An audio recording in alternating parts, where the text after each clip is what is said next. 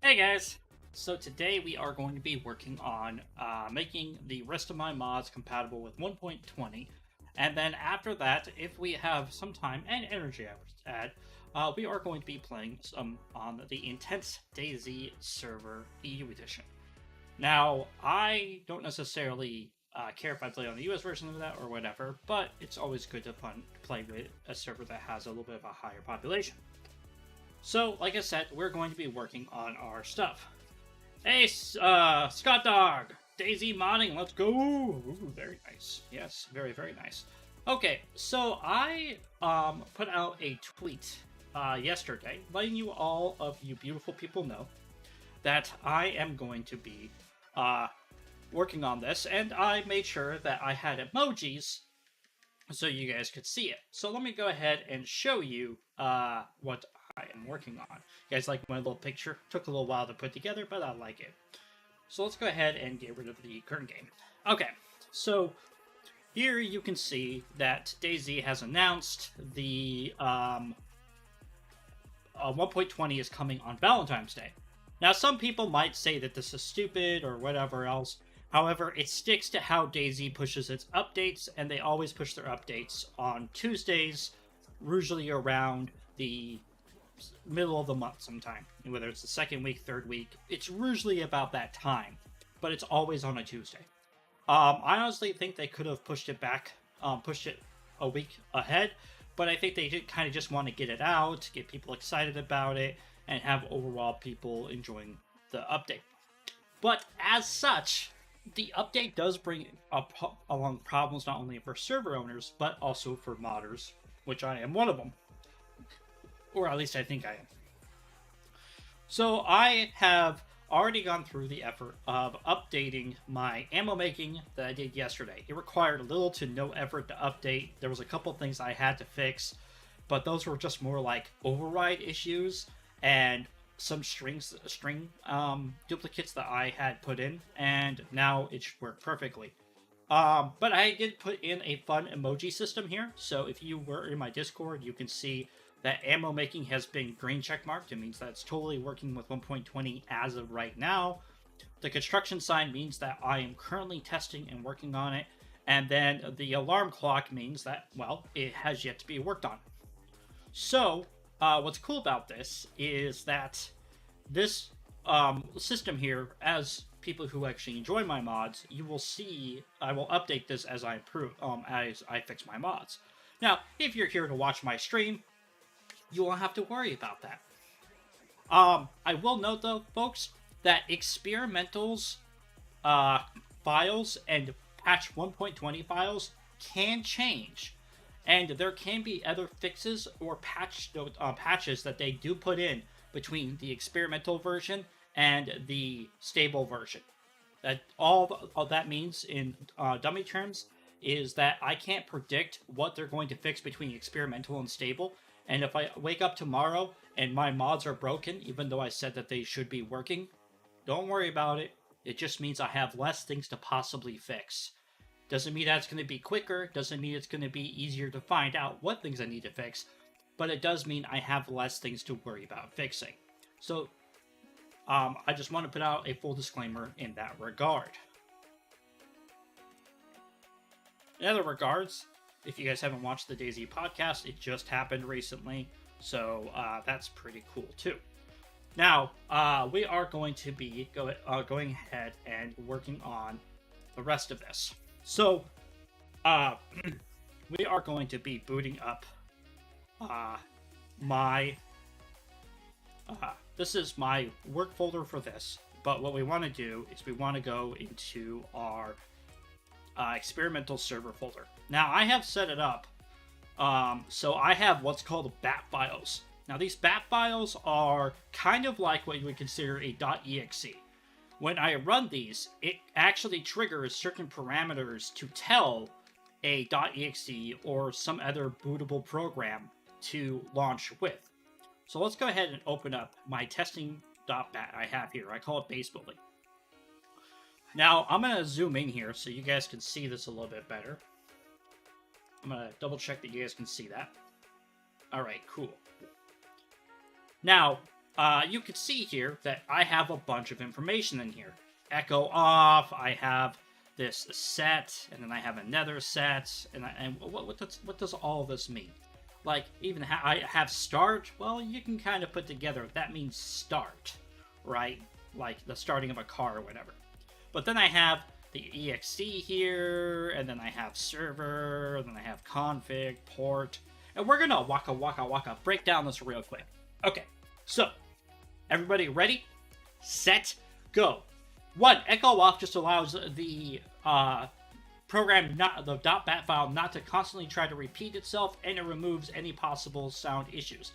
I'm not 100% sure on everything it does do, but I do know it does those two things. Line 3, set. This is the ability to create a certain type of what is called a file path or some sort of string table that allows it to be read from and to pull from the files inside your computer. In this example, we have set mod path, and if you were to put a space here and space, it would be mod path, which is the name of what I am setting, equals, and then I am giving it a file path to my DayZ workshop. Now, that file path is important, okay, for our next thing. So, what I'll do is I'll Control-Z that then, because the structure of this does matter. So then I go down here to set here, and I can see that in set, I am calling my other set variable mods. Now, the mods are equal to mod path, but why do I have it in percentages? Well, I have it in percentages so I can actually call this mod path set here. So these mods equal this mod path, and then I have a @cf. Now, what is happening here, if I were to go into my file structure, I can show you exactly what this is doing.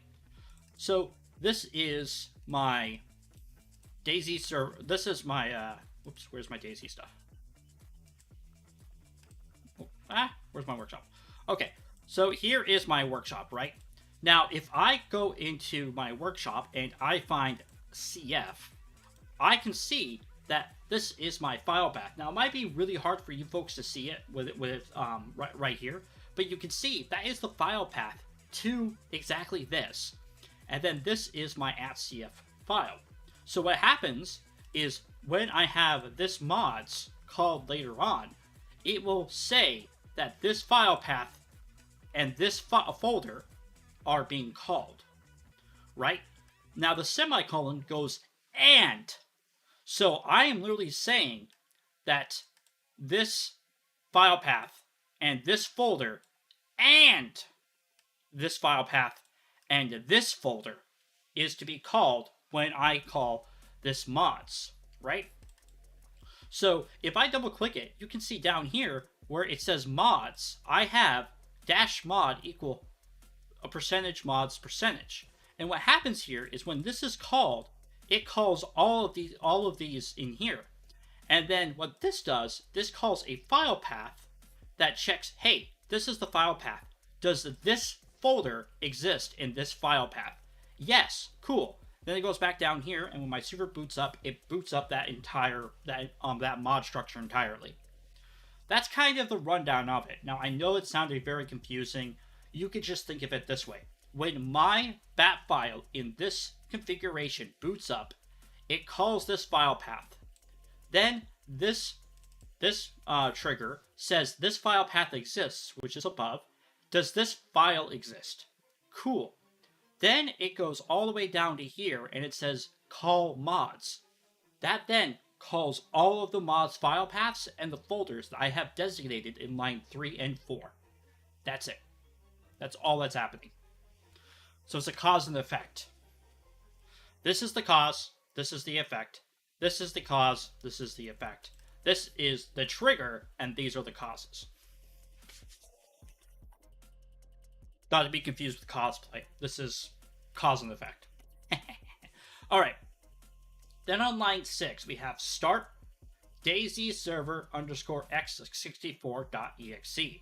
This is the exe we're all used to knowing about, right? This is what you double click to start a game and everything else. However, DayZ servers don't like to be triggered manually. They don't like to be triggered without a .bat file. And I can show you actually, you folks, real quick what happens. Let me go ahead and put this over here so I just accidentally don't click anymore. So here's the DayZ exe right here, right? So if I double click this, it boots up. You can see all of the question marks are going. Now it booted up. Put this right here in the center. You can see it's doing its thing, and then it goes termination 10, 9, 8, 7, 6, 5, 4, 3, 2, 1, dead. Now, what is happening here is that the DayZ.exe requires parameters to be sent to it before technically the DayZ.exe can boot up. You can't just double click a DayZ server underscore x64 exe and think that it's going to boot up for you. It just doesn't work. So that's why we have this boot file. Now in this boot file, line 6 is where we start to give it the parameters. So here we go start. And then we tell it to boot up the .exe. Then we tell the exe that it is a server. And then we tell the exe that the config that it will be working from is from a file inside of the folder where the exe is called serverdz.cfg. And you can see in here we have example name, we have a bunch of other parameters in here, and it reads this entire file and it tells the exe what other parameters there are. Then it tells it what port number to read. Then it tells you the profiles. Now profiles in here is a place where your logs go, mod config values go into. Like if you were to go into ammo making, you can see that I have all of my ammo making variables, floats, and integers that you can change to affect the mod to make it easier or harder for your server. Turn on and off certain situations. Then, and you can call it profiles, which is whatever you want this folder to be. It will generate a folder if that folder name does not exist. Then you have what's called do logs. This is a trigger inside of the .exe that tells it to print the ADM logs, the RPT logs, the script logs, and the crash logs finally. Now inside of your server dz.cfg, you're going to have to put a variable in there as well, but we'll cover that later on. Then we have what's called ADM log, the admin log. This will actually force your server to print a ADM log when you're working. For me, it's not super important because I'm not running a server with players on it, but it can be important to doing other things. Then you have a net log. The net log just allows it to ping and to allow other things to be reported back when it comes to pings. The dash freeze check checks if the server is frozen, and if it is, it will try to restart the server or it will shut it down. The no file patching is also part of .exe boot order. And that is pretty much saying that there is no such thing as file patching in this server. File patching in servers allows people to remotely, through other programs that DayZ has provided tool-wise, to change or to alter the files of your server. Please, inside your server DayZ.cfg, always have verified signatures equal to, and always have no file patching inside of your executable. If you are running a populous server, if you are a modder, there are ways to use file patching to help smooth the modding process, and while I have been shown how to do it, I still have trouble getting it to work for me, so most times I don't use it right now. Then finally, we have the quotation dash mods. Again, this is where it's calling the mods, but you'll see that I have a semicolon, which again is and then I have ammo making. Now the reason why I don't have my ammo making up here is because technically my ammo making is inside the same folder of the server. So if you wanted to get rid of all of this, you could just put ammo making semicolon at Scott Dog underscore band bar 2.0. And if I had a folder in here called inside of my DayZ server called exactly what I just named it, Scott Dog underscore band bar 2.0, it would load that mod up if I had put the mod's key inside the keys folder. Kind of cool stuff, right, folks? But that's the basics of what I'm working with, and that's why we're working with a .bat file. Now, the reason why I overly explained this, and maybe it was kind of boring, is because I wanted you guys to know what I'm doing to help test my mods and how I'm doing it efficiently in my eyes. I'm pretty sure there's faster ways to do stuff efficiently. I'm pretty sure I don't know everything about what I just talked about. If you know more than I do, let me know. I'm happy to learn more. I love learning things about stuff. It's kind of my thing.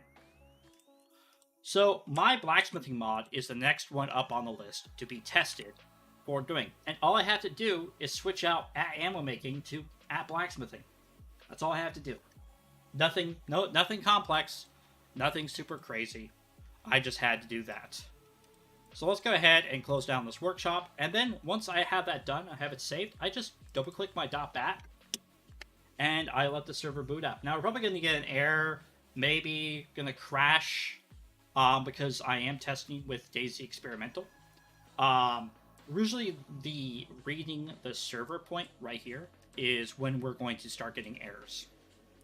And if we don't get errors, then that's a good and a bad thing sometimes, because it can mean that it's going to be more complex. So we're reading, everything's going well. I'm not seeing any issues. Okay, cool.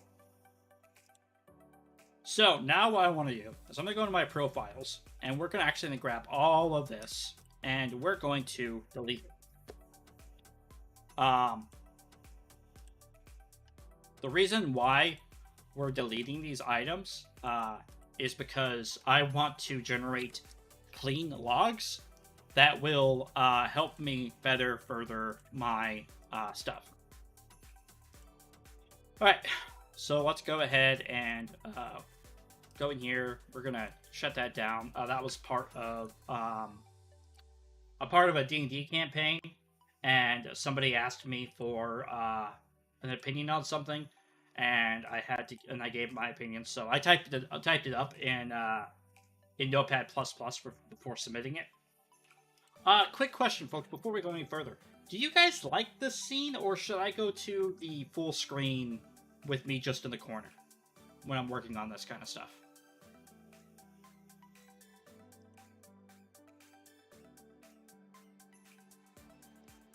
Alright, let's go ahead and boot up the server.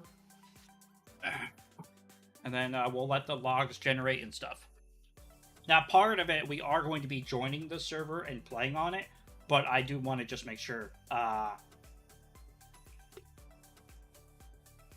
we are able to boot up the server first.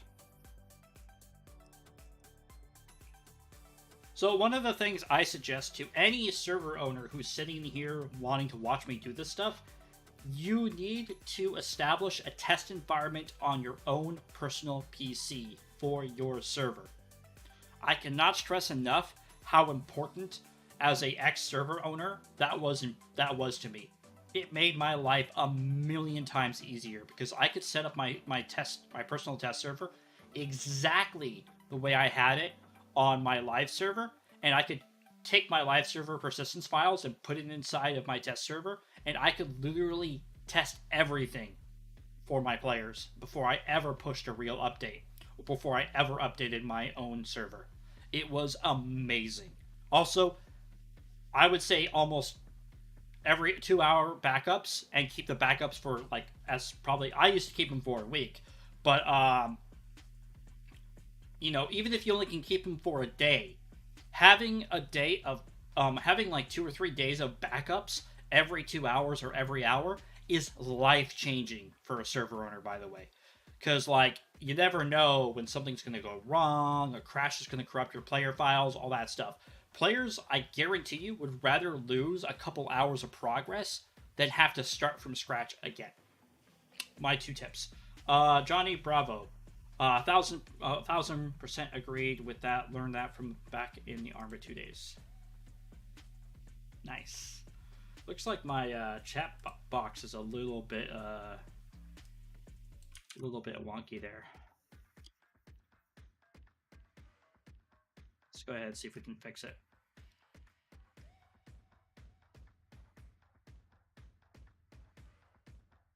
There we go. That's better.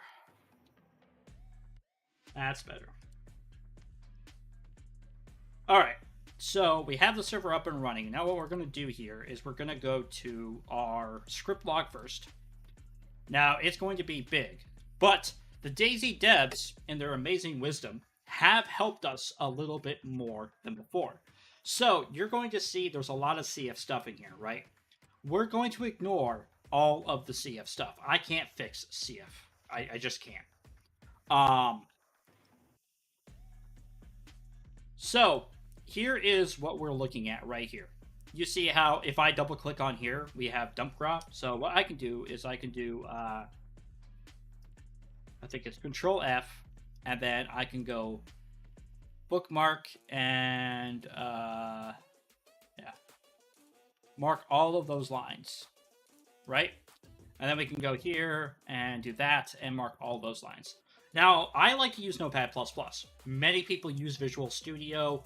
Honestly, I think Visual Studio is a better way for working with code and stuff. But when it comes to reading logs, there is no reason for me to be looking at this stuff. Okay, so as we can see here, I have quite a few things. Now, we're going to be looking at the things that say fix me and errors. Okay? So, we want to make sure that we are fixing these things because this is DayZ's effort in 1.20 to help us, as modders, find errors inside of our code. So the first couple errors that we are seeing here are, well, there's some semicolons, which do not say fix me, which means that even DayZ recognizes that semicolons are missing are a joke. But we will fix them anyway. And then they have override set building thing. So we have quite a few things to go through and fix here. And this is what we're doing. However, the mod booted up without any errors. So before we dive into this and start trying to fix this, let's go ahead and jump into the server and make sure that the mod is actually working as intended. And then we can come back and we can fix these.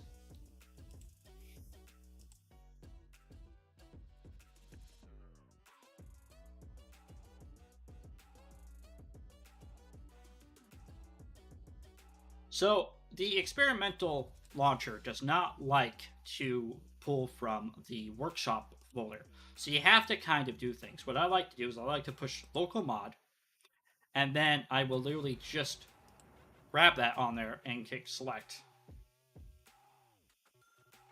No, it's part of vanilla now. Johnny Bravo is 100% a vanilla thing now. It's part of DayZ's attempt to help not only modders, but server owners know when there are possible problems inside of code that may or may not affect what's going on with them. Yeah, I know, right? So, yeah. I already have my parameters set up to join my server. If you ever want to get the parameters for your server, all you have to do is go to your LAN. This will happen with private. Click copy private information or copy server information, and then you can just paste it. And voila, this is your server's IP. So if I open up my parameters, I don't know why I'm having trouble. Oh yeah, that's why. I accidentally pushed the thing on my button too much. So you can see there's my IP, there's my port, and then if I had a, it wouldn't show a password, of course, but I know where I set my password. So if you ever want to know what your private server's IP and stuff is, that's what it is. I've been so busy that I've not been able to skim through the initial things. I'm not even sure all the fixes and changes yet. Hey, I know this is entirely self-plug, but in my channel, I did a visual representation of all of the changes that I could actually physically represent. You should check it out. I feel so shameless. I feel so dirty. You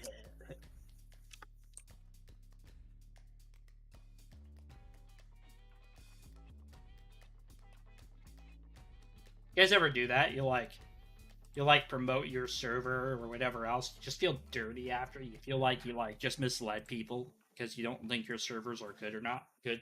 Your videos are good or whatever. That's how I feel.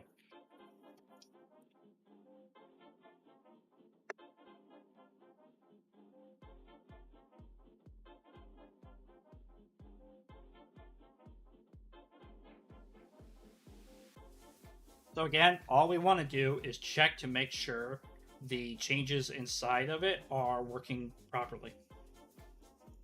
I mean, not the changes, but the mod itself is still working as intended.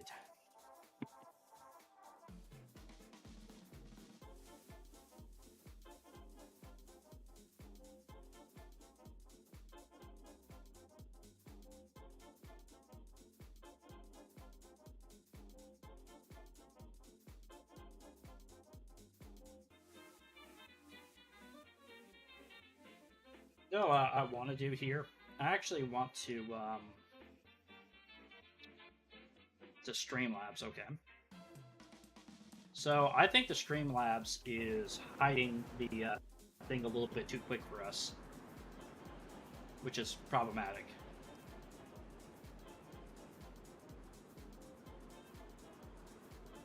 So what's it called? Chat box.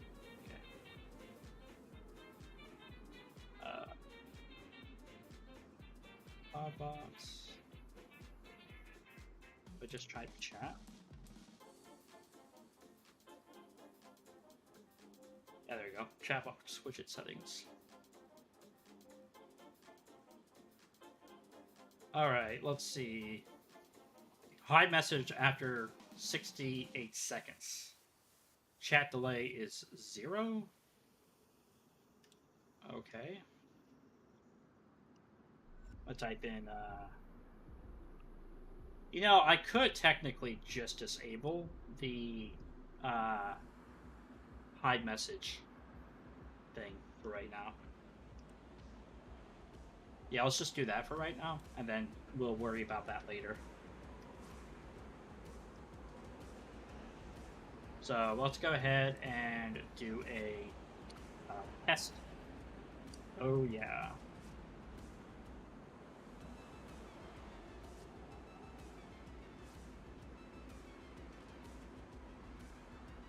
There we go. Okay, now if anybody's wondering why I have a server performance warning going on, it's not because the server's having issues. It's because you can actually, inside your server DayZ CFG, configure them. Actually, you'll like to know this, Johnny Bravo. So in your server DayZ now, this is your setup for your warnings. So you can actually, as a server owner, tell it when you want it to tell if the ping has a warning for servers for players or not, what the max ping is for player to be kicked. I know we've had that before. And then the server FPS warning, you can tell it to. Me, I said 7,000 because a personal server, um, runs probably around, depending on what else I have in the background, probably like 5,000 FPS, and I know dedicated servers run way, way higher. So, like, right now it's set to 7,000, which is why I always have, if you can see it in the upper left-hand corner-ish, I have that thing. But,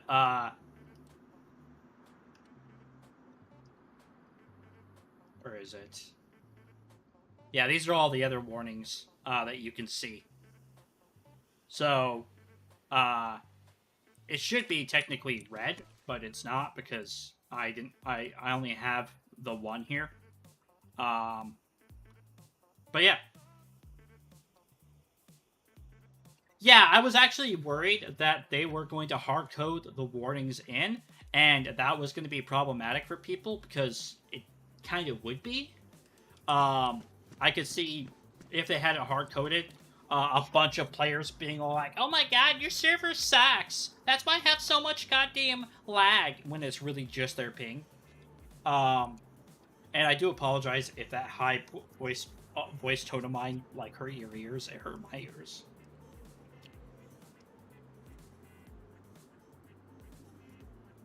So I think what we're going to do actually is we're going to fix those things, and then we're going to test stuff because we need to we need to adjust our own settings here. So let's go ahead and fix these. So survival resources. Okay, so let's go ahead and go to our survival resources.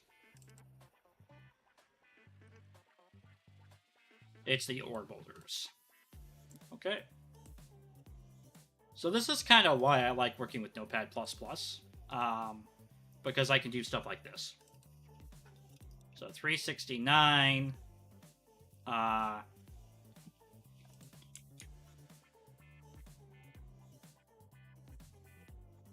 right, says I'm missing a semicolon there. What I like to do is I like to put a little thing here, and it says 420. 420. Sorry. I'm a little bit childish, but you know, whatever. Okay, next up is the dump graw stuff. Let's go ahead and go back to dump graw. So it says scripts. You know, if you ever are lazy and you're just all like, "Oh, I need to get back. I need to get straight to that folder," you can actually just do this. At least this is what I do, because I'm a lazy asshole. So it says tools 407.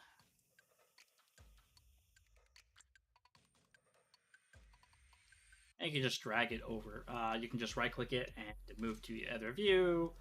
Set 407, so G 407. Alright, so it says that technically right here I am it says fix me. Overriding function set building animation not marked as a override. So DayZ has changed in 1.20 to make it so all functions inside their scripts require a override. Windows key plus E and then Windows left and right arrow. Even lazier. Alright, Windows E, Windows left. Right. Oh, that's cool. I did not know that. Thank you very much, Johnny. Thank you very much. Alright.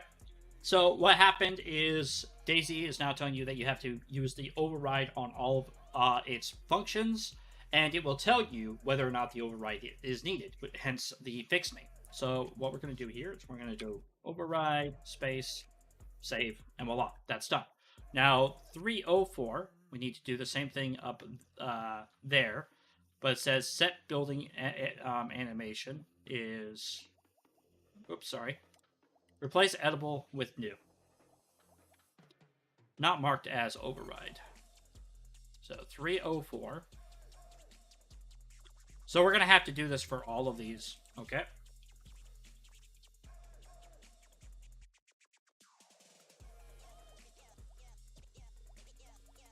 Nice. 304. Right.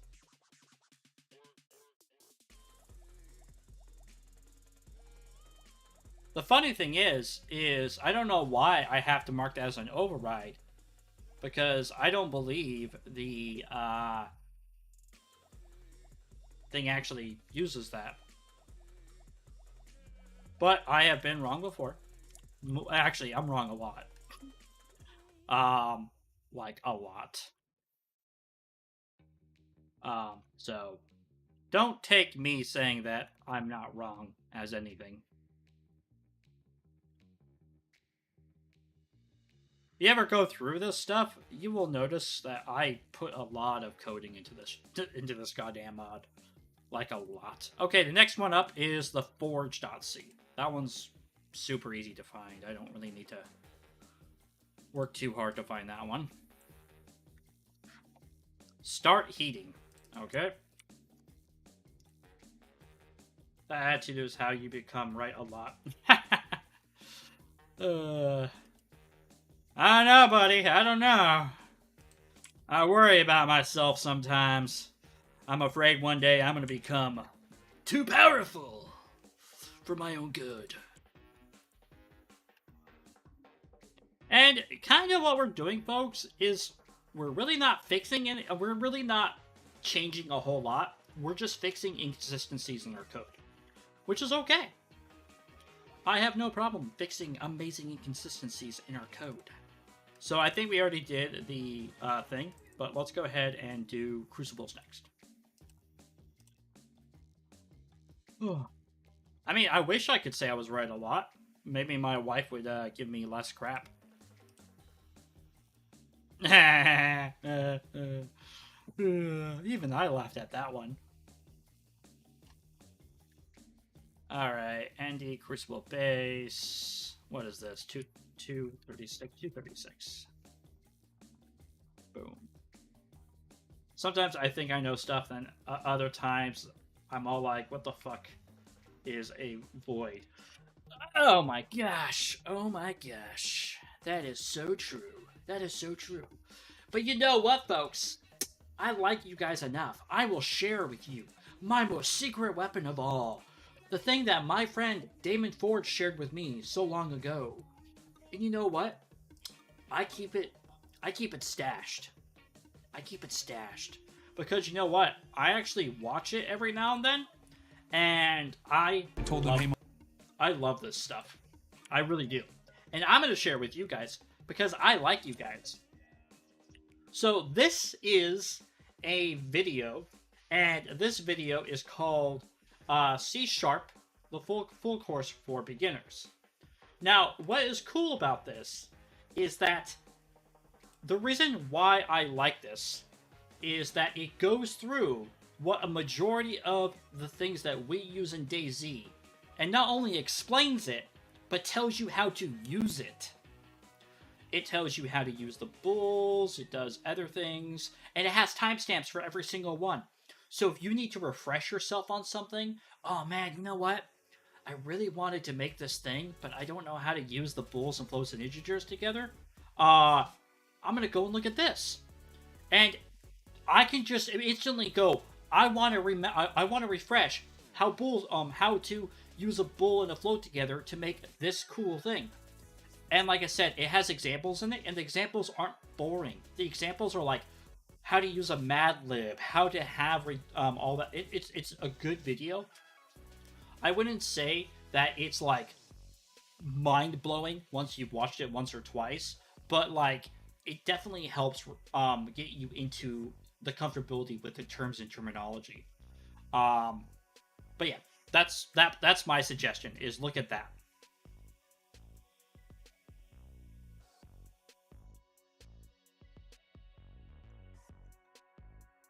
Oops.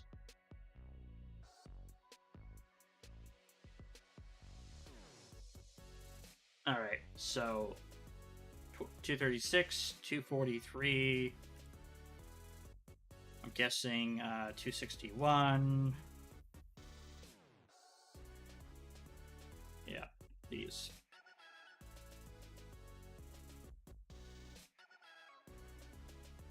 OMG, don't click on the link while you're on mobile. Oh, I'm so sorry. Did something bad happen?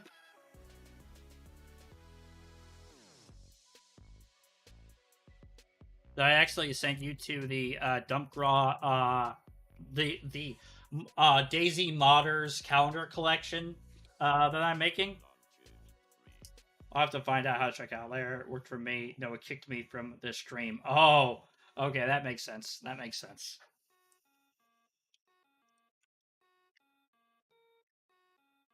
And just to be honest, folks, I am not making a DayZ Modders calendar. That was a joke. I don't think anybody wants to see me or other people like that. So kind of what I'm doing right now is I'm just kind of going through and fixing all of the stuff that should have an override. Okay, so I think all of the Crucible stuff is done. Let's go ahead and do ND metal. Now, if you guys ever wonder why I have ND in front of most of the stuff, it's because this mod was originally made for New Dawn. And we shared it with the public because, unlike most asshats in the world, we think sharing is caring. So that's why, if you see that, that's why we did that.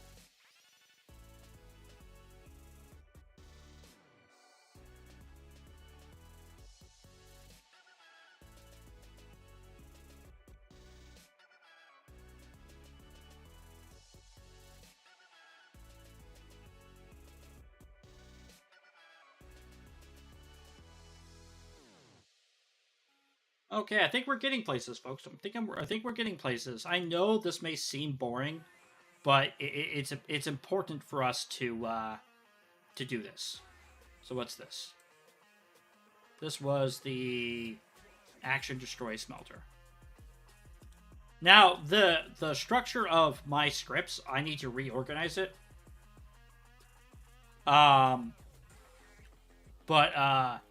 Yeah, definitely is very old. And please, if you're watching this and you're looking for inspiration and stuff, do not use my folder structure situation here. It is abysmal. I need to redo it 100%. So it said 153.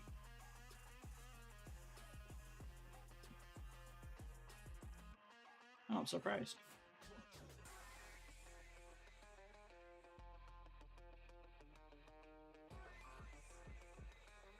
Here's some more dump grow things. Alright guys, so what we're going to do is we're actually going to close that out.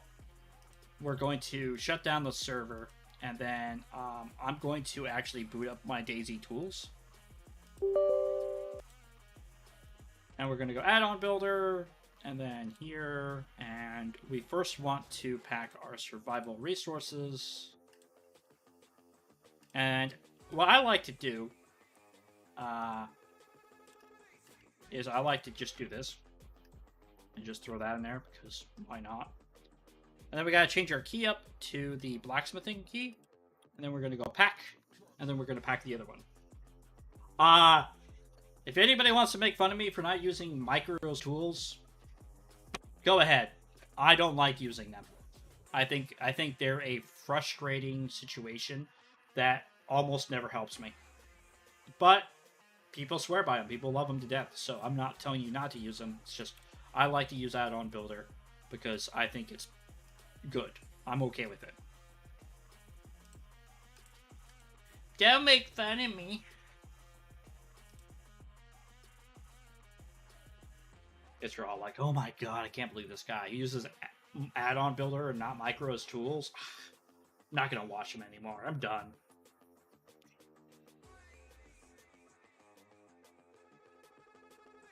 Sometimes my binization will fail on Dump Crop because it is a very complex mod.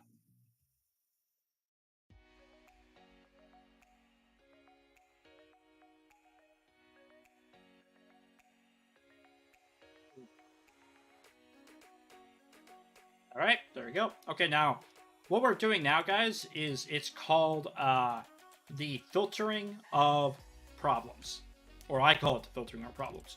So what I've done is I've gone through and I have corrected a lot of things. However, now I need to find out what the problem is. So now it says that 164, line 164, my tools.c, that the replace with new is marked as override, but there is no function with this name in the base class. So overrides essentially are like if this exists in a parent, the child can override it to do different things. So what I need to do now is I need to open back up my tools, and it said line 164. So line 164 is not supposed to be an override.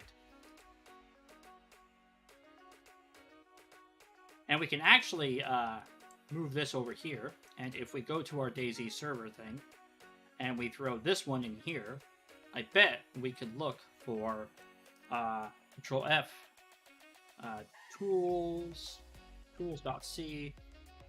count.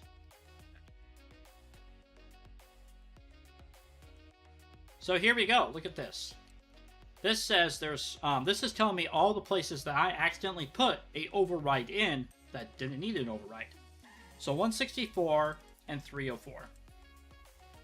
So this is really handy, folks.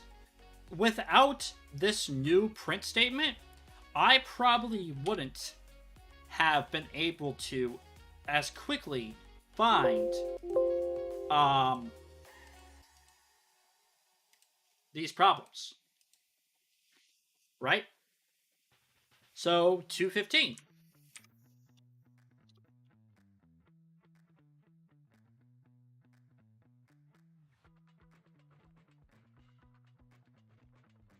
All right. And 242. Oops.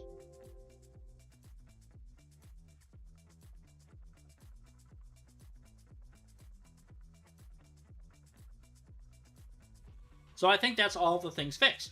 So now what we can do is we can pack it up again. Close that down.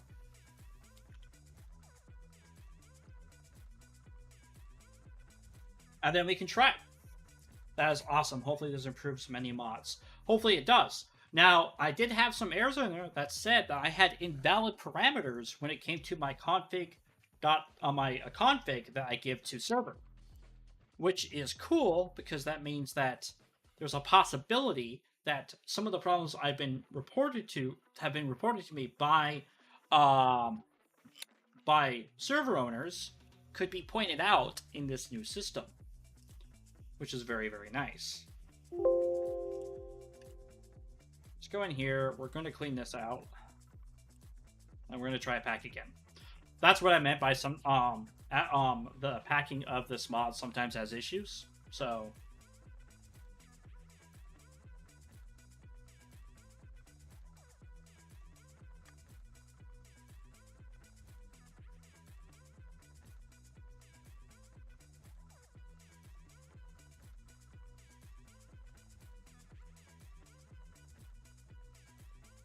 almost unpacking, guys. Almost unpacking.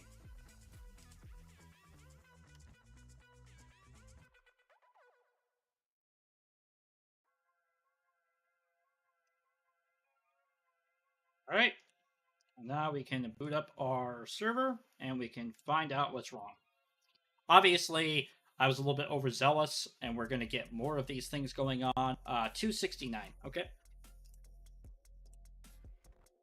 Profiles. Script. I'm actually going to zoom out on this a bit because I know what I'm looking for. So 304.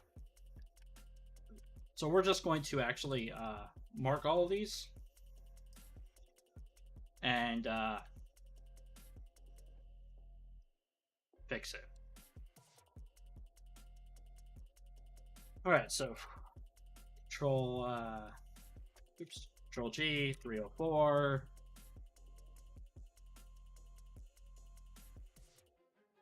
Okay, so this one needs to be a override.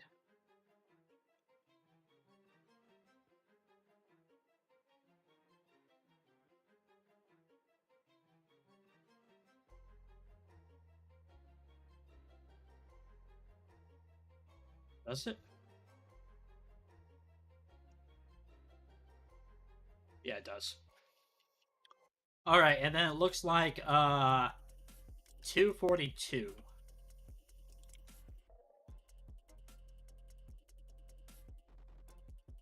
Okay, 242.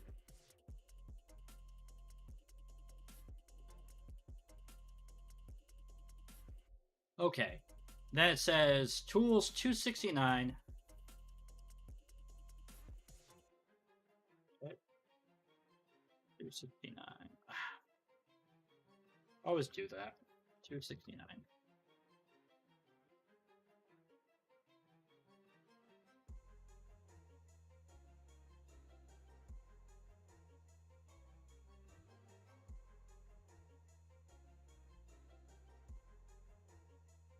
Okay, I think that should fix all of the errors that we're currently having, but let's go ahead and test it out.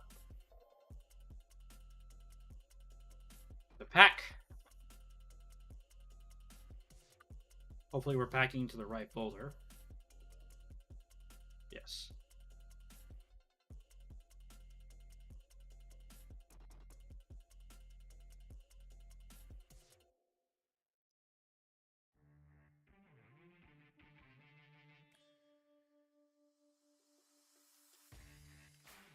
All right.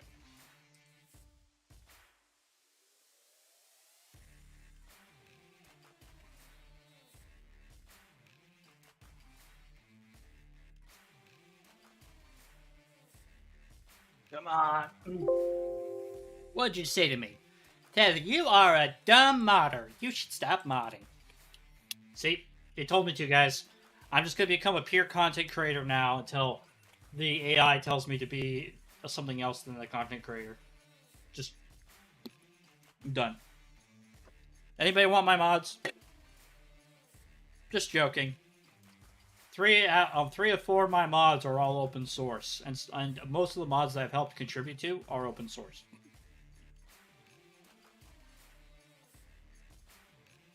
I'm looking at you folks. Every single one of my updates will be pushed to my open source version of my mods. If you guys ever want to just take my mods and do whatever you want with it, and you like the changes I've made or the bugs I fixed, pull it from the open source. I have no issue with it. That's why it's open source. As long as you give me credit, there will be no issue.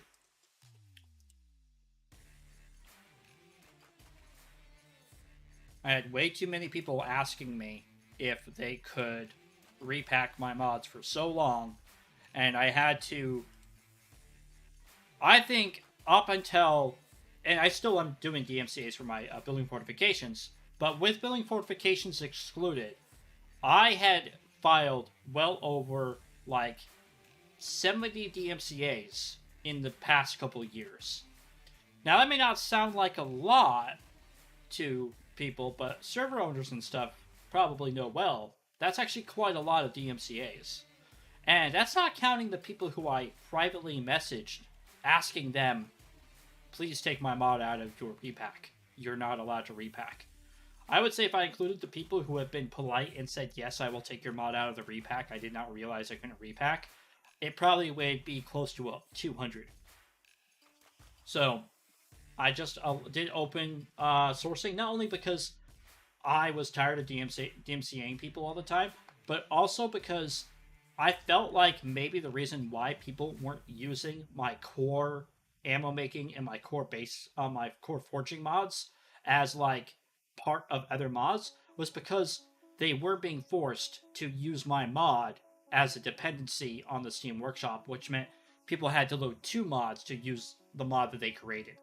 So by allowing people to repack, I'm hoping to see people with ammo making, melting, forging, even leatherworking to make their own mods that have that my core mod repacked in it as kind of like the core structure of their future mod. Like, there's a medieval mod out there that makes some really cool medieval armor and weapons and gear, and it's PvP. It's so cool. One of the guys that contacted me recently, called Tango, just put out a beautifully looking medieval armor mod and weapon mod. How cool would it be if somebody took my Millergene Forging mod, repacked it, and made it so people could forge that guy's weapon and armor? That was like kind of the whole premise of these mods. These mods were meant to be the foundation that other mods could build off of. Now, whether or not people want to, that's up to them. But my blacksmithing and my ammo making mods are very complex, and if I was a person just getting into modding and I wanted to make craftable ammo, I could easily see myself using ammo making as a foundation to make my own custom ammo for people to use inside my mods. But either way, enough bullshitting and whining about that stuff. Let's go ahead and double click that server, maybe too many times. No, one time's fine.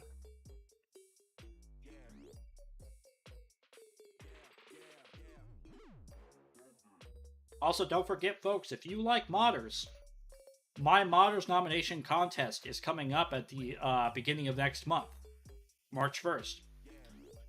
If you guys didn't see it last time, the Twitter post and the winner of last time video is in my YouTube channel, and the teaser for the next nomination, modders nomination contest video is up. I think it's like 30 seconds, so it wouldn't be too hard to watch.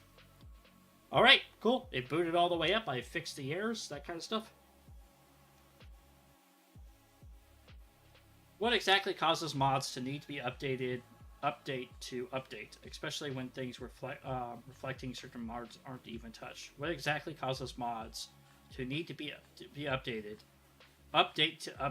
especially when things reflect certain mods aren't even touched? Well, first, the updated update to update was a bit confusing there. If you're talking about why do mods need to update for a DayZ core update, it's because DayZ changes stuff. Changes integers, floats, changes how functions work. Sometimes it's for the better, sometimes it's for the worse. But DayZ has definitely been far better with its updates in the past, like, I would say 2 years, than it was in the very beginning. In the very beginning, not only did modders not know a whole lot about how to properly mod DayZ and stuff, which caused a lot of problems for modders, but BI also was changing things in such drastic amounts that every update, you knew that your mod was going to break.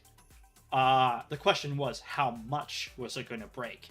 And that is still true. However, it's become a lot more manageable with us having access to the experimental build for at least 2 weeks before it gets pushed to stable.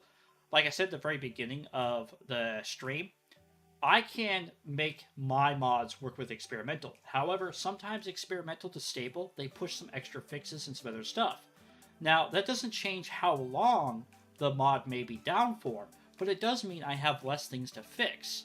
And when DayZ modding was first in, like, between, I would say, 1.0 all the way to 1.10, experimental was kind of rushed a lot, and it was very hard to set up properly. Yes, it'd be really nice if other Alliance control versions of the game and mods and server owners could choose when they update the base game mods. Yes, this model with updates makes it so much better. And you know what? It's totally legitimate. That would be cool that we could at least keep, let's say when 1.20 drops, that 1.19 could still be a version that we could go to, and then when servers updated, they could go to 120. Like, even if it was like only a span of like, you have 2 weeks to move to, for your servers to be fully updated and clients to move to the next client, and then after those 2 weeks, the only version that is allowed for players to have is, you know, the newest version, I would be okay with that. That'd be a cool way of doing it, honestly. Um, there is a trick, and used to do it on New Dawn. You can tell your players to turn off automatic updates on Steam. That is a totally legitimate thing to do.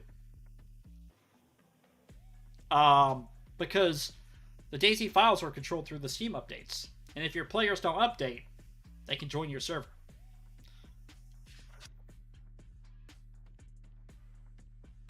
Just how long until it forces an update is the question. Okay, so let's go ahead and look at our scripts. That is very true, Lola. Alright, so a bunch of those. Okay. Sweet. Alright. I think we're doing good. What we're going to do here is we're going to actually just delete all of that. And we're going to mark anything with dump raw and anything with survival resources. And all we can do here is we can go to what was it? View? No, it was edit.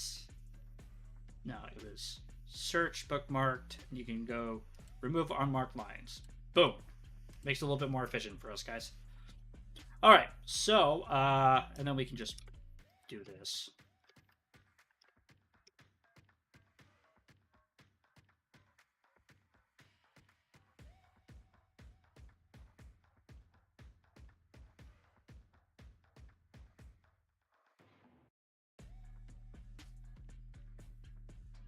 We don't need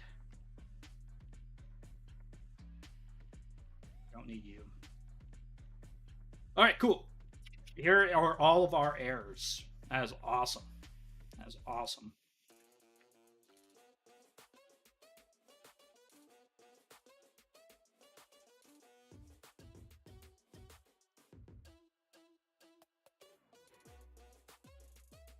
So anvils.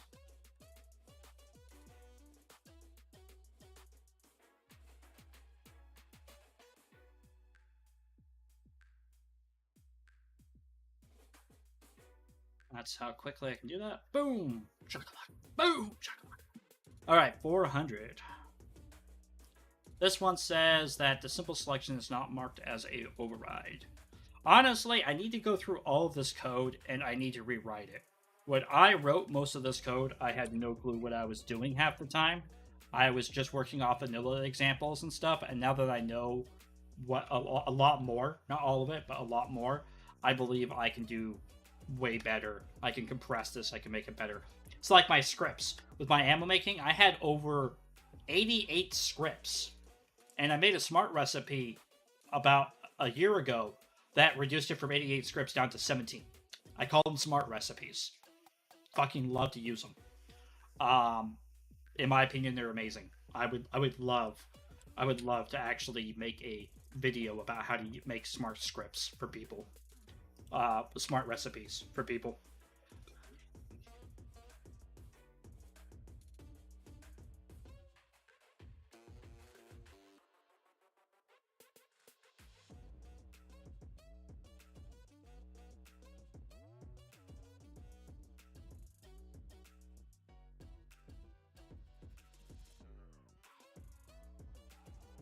Reducing action and recipe counts has a massive performance impact.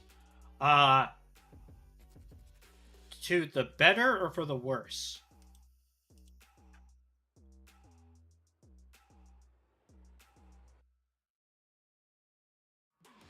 Sorry, I was a little bit confused if that was a good thing or not.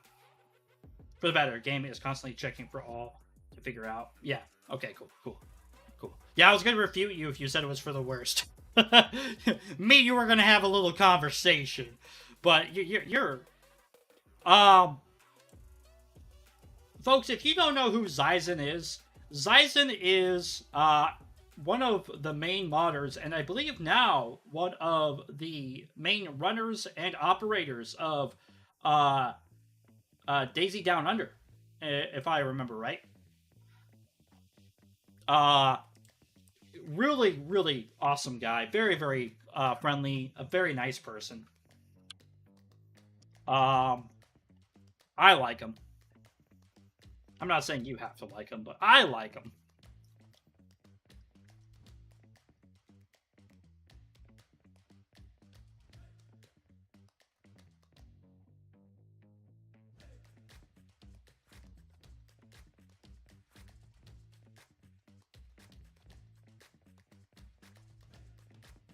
$2.94.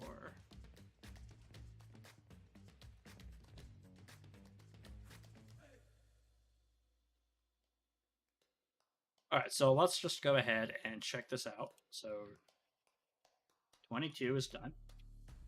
294 is, so 22 is done. 294 is done. 152. 152. Well, things come around. IntenZ not too ball busting for you. I enjoyed it. I had fun with it yesterday.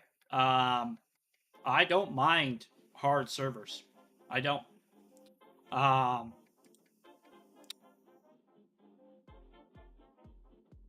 think honestly, IntenZ is fun. I enjoy it.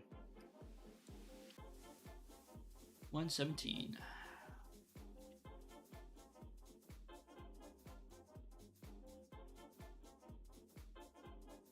Okay, I think that fixed all those.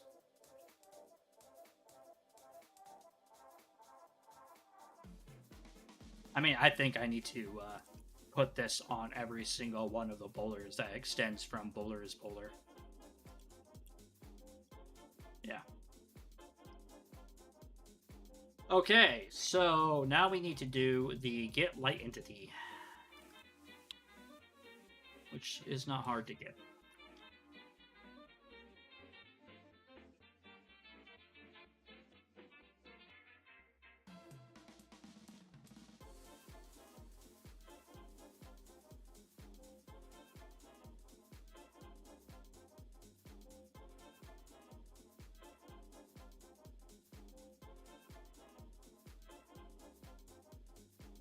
Come on. Be too hard to get these. Okay, whatever. I could just do it by hand. Says improved smelter. Yeah, you guys ever wanted to know, I wrote at the very top originally comments for people to know how to work with it. And then I was informed by one of my good friends that technically a good coder doesn't need to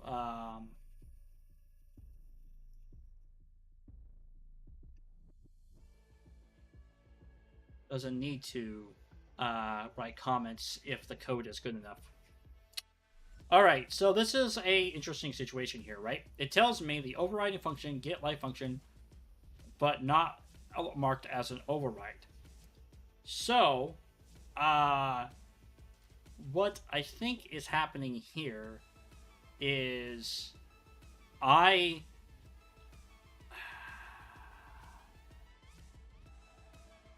well, I know the set light entity needs to be done.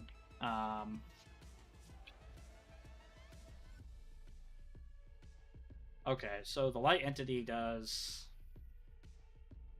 I did you. Okay, so this is saying fireplace light gets the entity light. I don't think that needs to be touched. Unless... Let me double check something real quick, folks. Simple smelter... We go down here, and then... Yep, see right here. So that's what I'm doing. So I didn't mark this as a override because I used it in my previous thing. See? Something I didn't realize I was doing wrong. It works, but it's probably not working as well as it should. So I fixed those errors. Let's go ahead and fix the smithing actions. Okay, so smithing actions. All right, so it says that line 7, not enough. It says errors in parameters.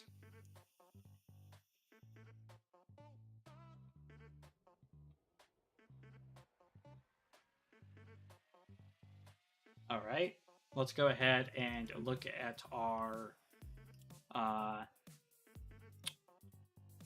forging settings.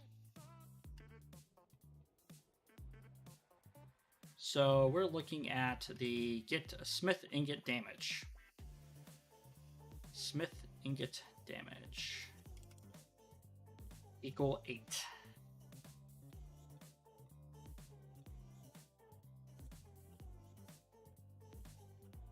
Okay.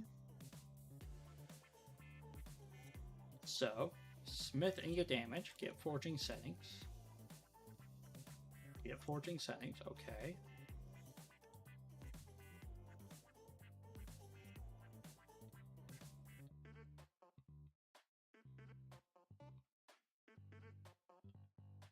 Hans flow smithing damage. Okay.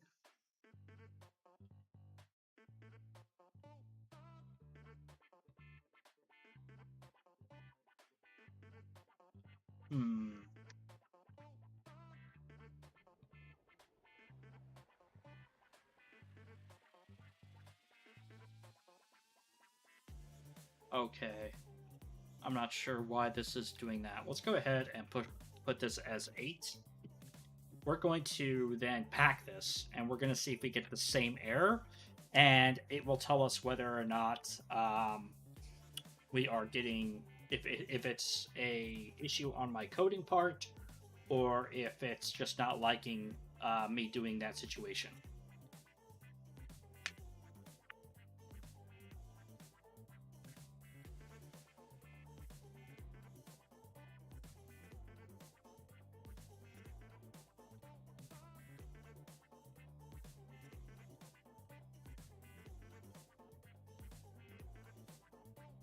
Okay, that's built.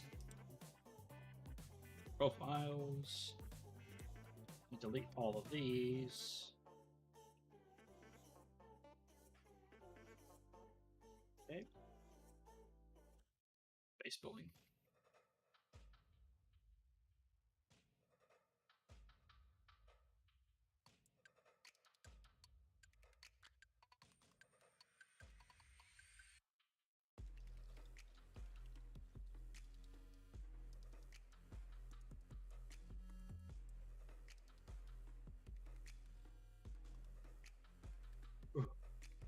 Hopefully this isn't too boring for you guys. If it is, I'm sorry. That's not my intention to be boring.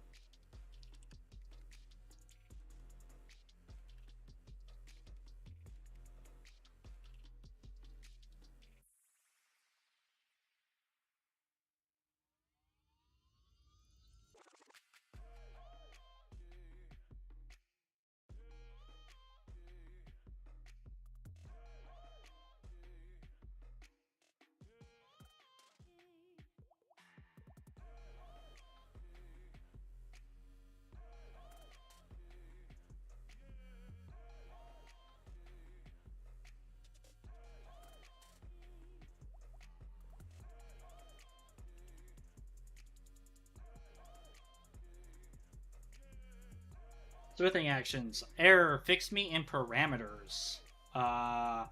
Number 8 and number 9. So yes, it is not working, which is interesting. So how can we fix this? What if I go?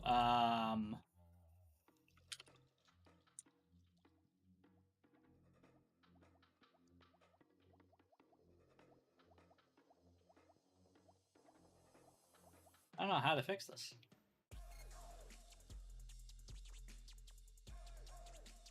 Well, wait. It's an integer, not a float. Maybe that's the problem. I have it creating a float from an integer, But technically, it's supposed to just be an integer. That could be the issue. All right, let's shut her down and try again. I have a lot of other things to fix. Well, we'll take a look at that here in a second, okay?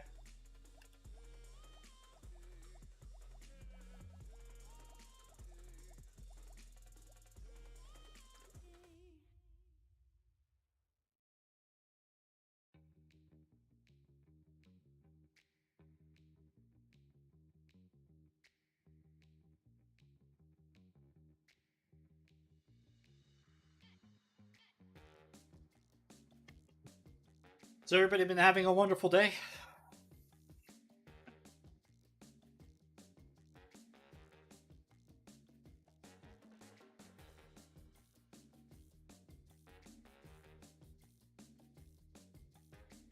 I know my days have been pretty good.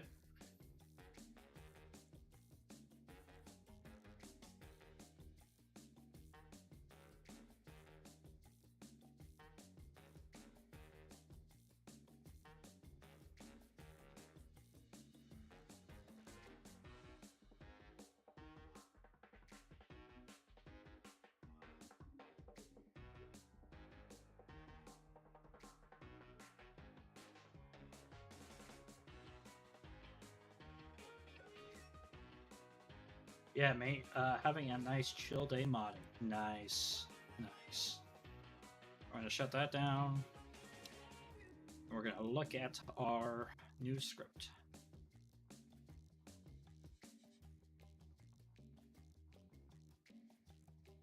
Remove everything to do with DOT.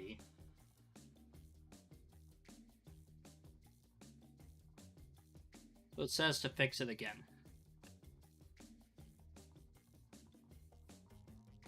Might be a question to ask my friend Red Falcon.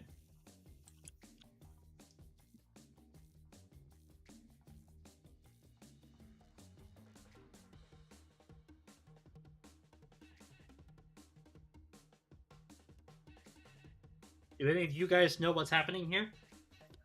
Because my Forge settings, I have it set to be a number.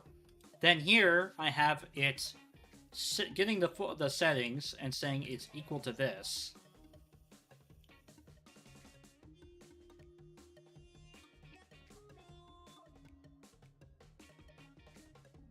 Maybe I should be establishing the integers first and then assigning the number to the integer.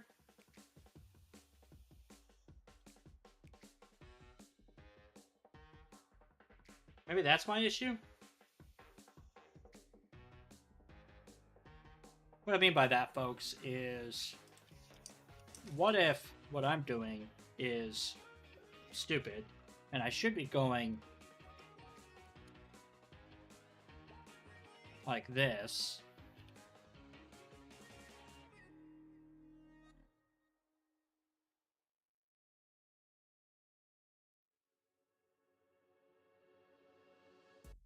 And then here, going like this. So I first establish the integers.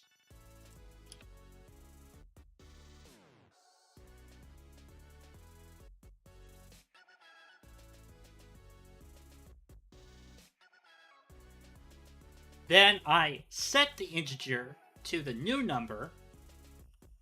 Let's try it out. Let's try it out.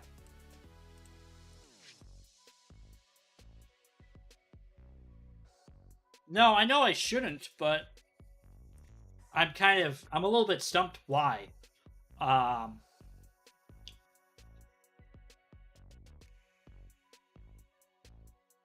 Because it should be reading from the server thing right away. Right?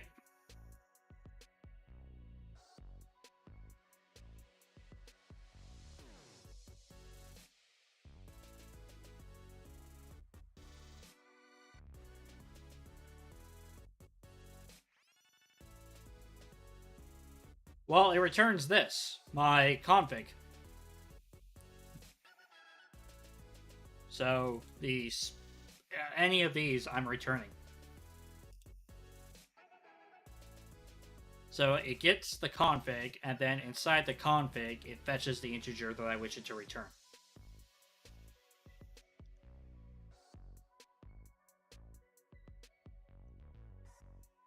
Go ahead and see if my idea here worked. I don't think it does. I think Zyzen's right. I shouldn't have to do that.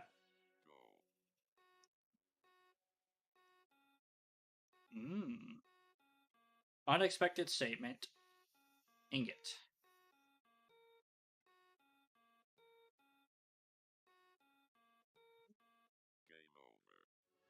Well, didn't like that.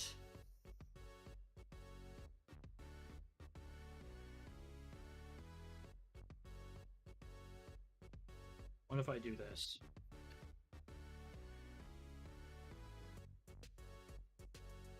No, that doesn't work.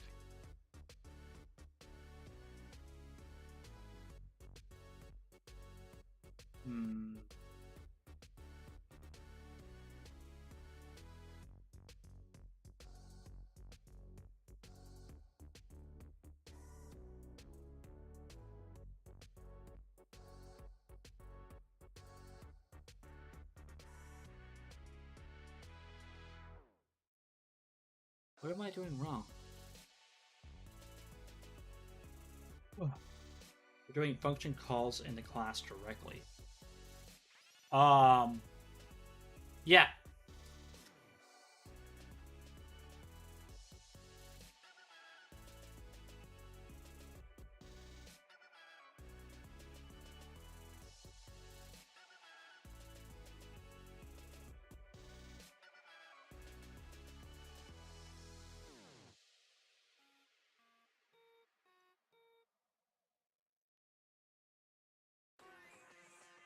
So normally, like here, I go line 600 should be in a function. But wouldn't that only work? Wouldn't that only happen? Wouldn't that only work if the function itself was, yeah. Wouldn't that only work if the function itself was called? Because the UA damage applied, you can put it in it's in the constructor. So like override void not that UA damage applied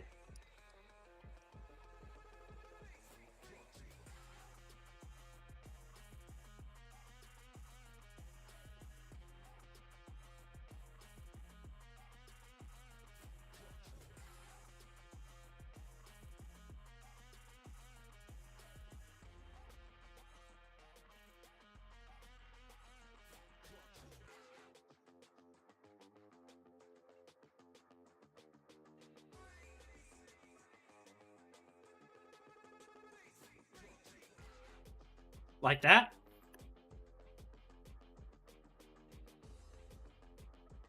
So as soon as that class is is being generated or called or whatever, that void happens first, and then everything else after that.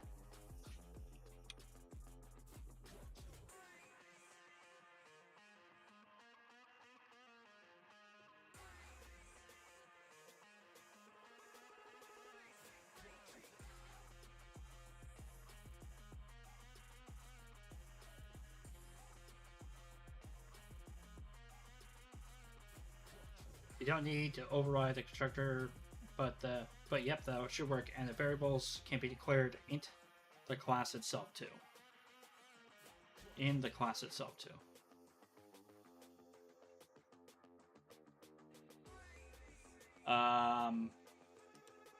Not sure if I follow that. Are you saying that like instead of having like these be called int, I could like if I were to copy this. If I put this here, like that,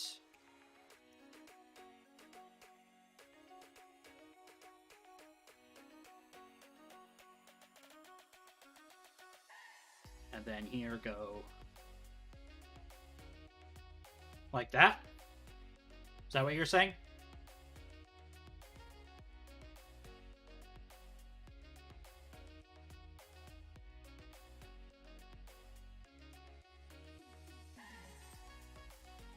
You got that means they can be used outside the constructor. Okay, so let me go ahead and make sure that there's nothing else in this constructor so I don't break any other vanilla mods and stuff. And then we'll do that.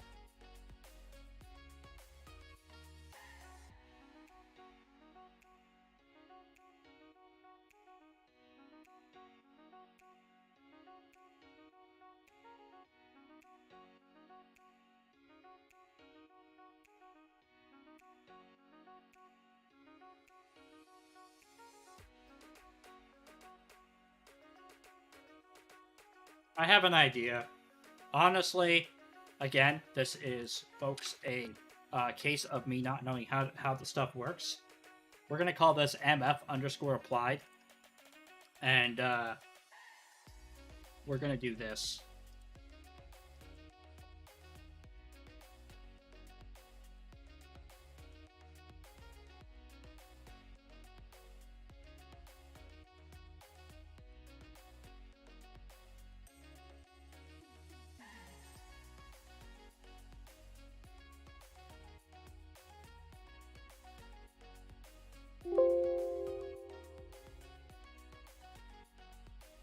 Okay, so it's its own class. It's completely separated from everything.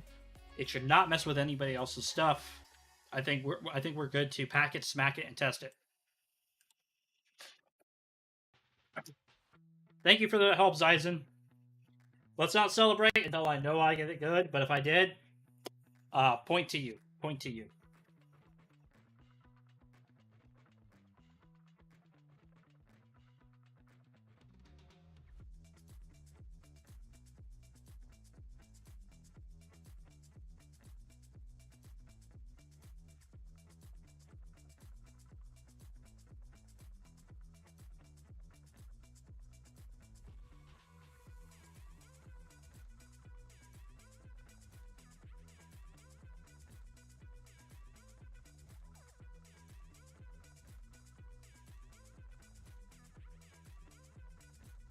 Alright, let's see if it boots up. Remember, everybody, we blame Zyzen if it doesn't boot up, right? Just kidding. Just kidding.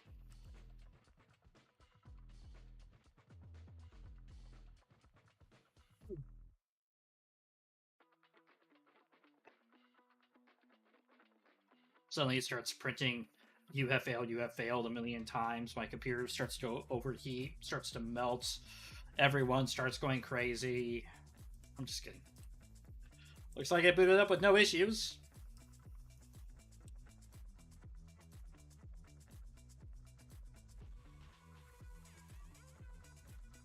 Oh.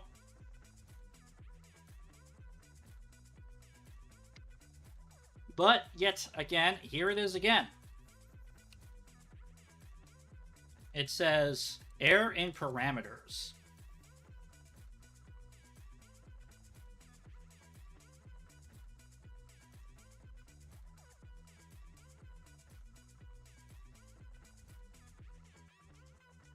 It doesn't like being a const. I mean, if... I don't even need this anymore, do I?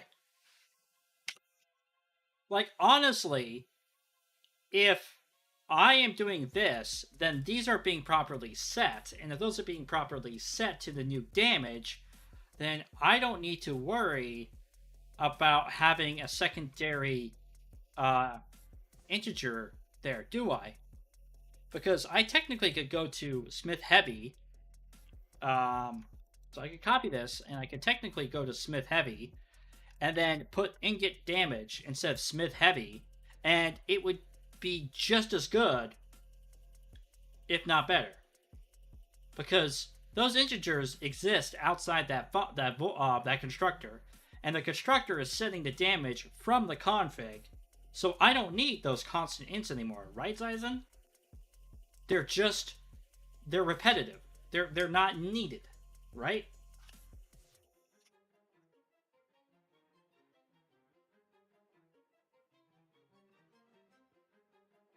Okay, I know what to do, guys. I know what to do. I'm gonna be big brain here. Okay, watch this. Watch this. Watch this. Watch this. Boom, boom, boom, boom, boom, boom, boom, boom, boom. Remove, save, close, pack. Oops, I forgot to shut down the server.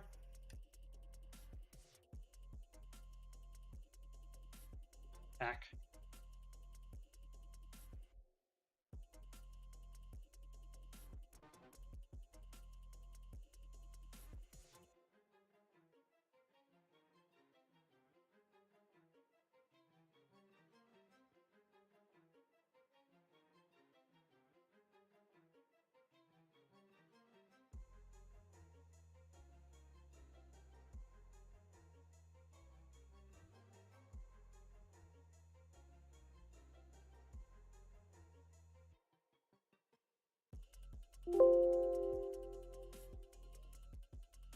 Okay, that packed. Let's go ahead and delete these. Boot that up.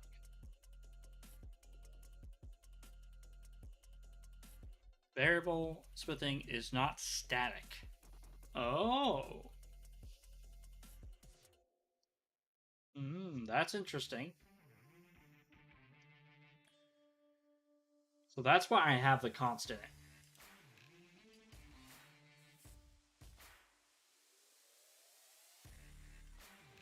I could just go.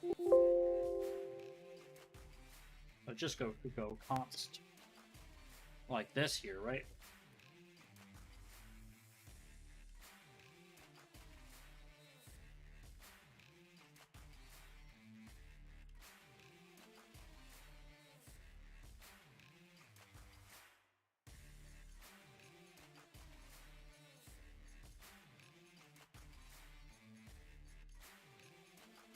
It's probably because of how it's called.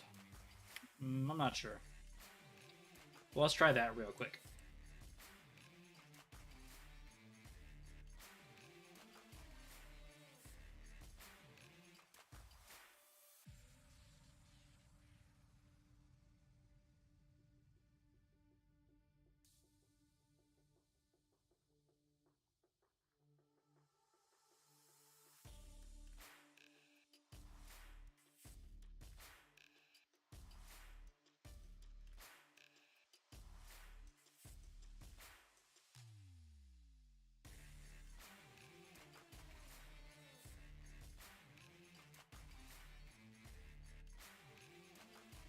Okay, guys.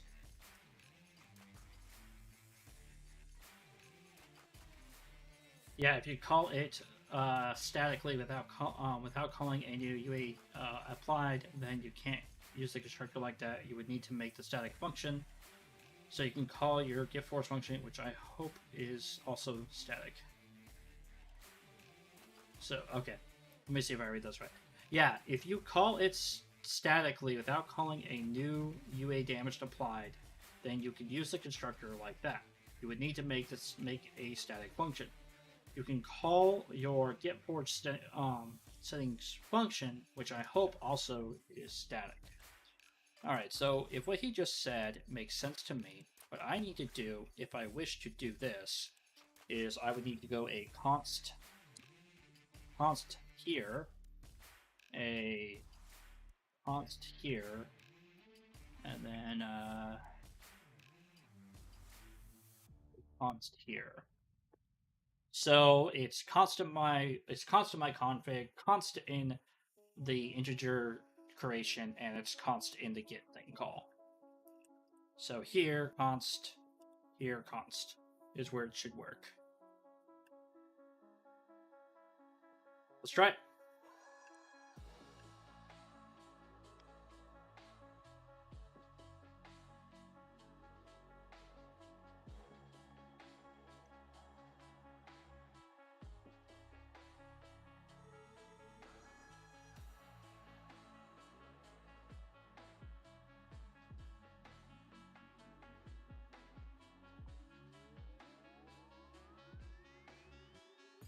Oh, well, that's why the parameter was having issues, because I was calling it a const.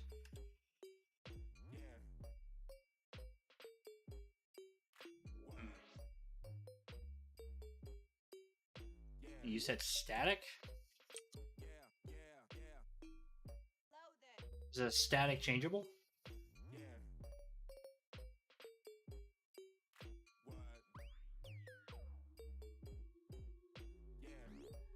So like that? I've never used a static before.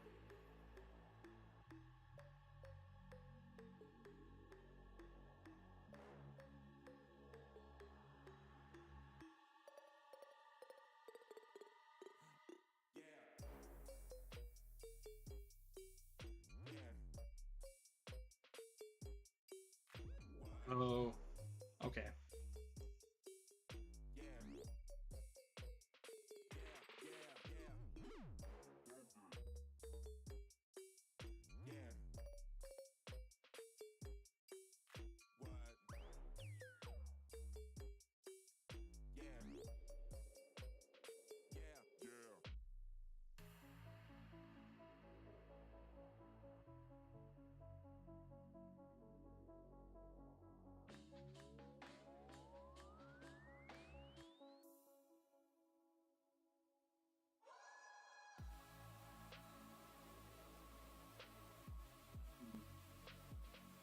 Not sure if I'm doing this right.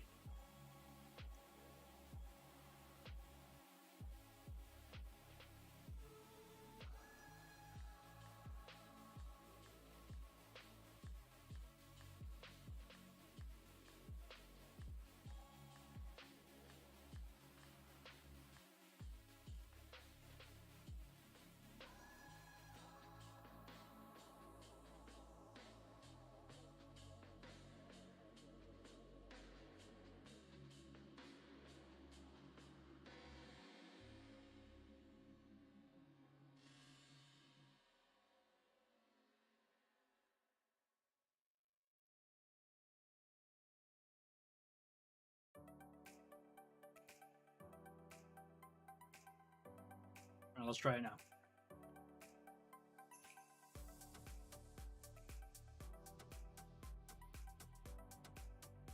$238. Not static. Do I need to call them static?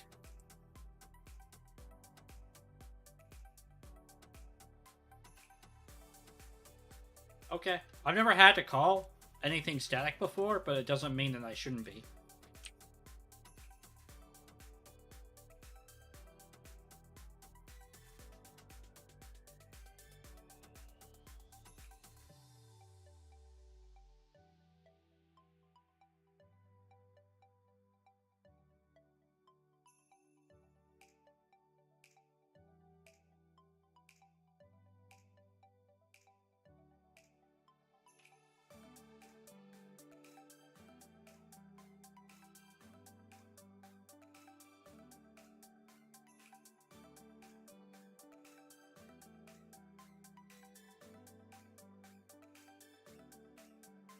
Alright, let's test it again. Back it, smack it, and test it. That's kind of one of my weird catchphrases when I do mods.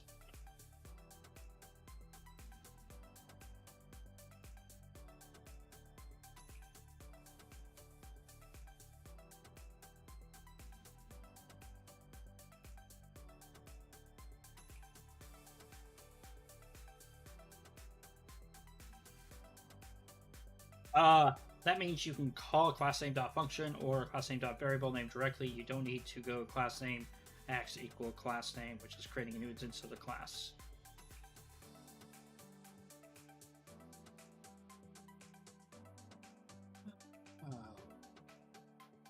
Oh! Oh. Oh. Okay, I get it. I get it. Alright. Let me read it again.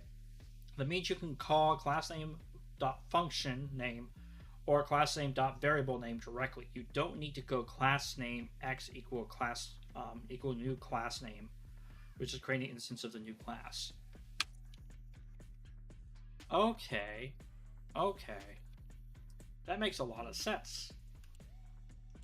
See, you know, folks, the more you know. And the little do I know.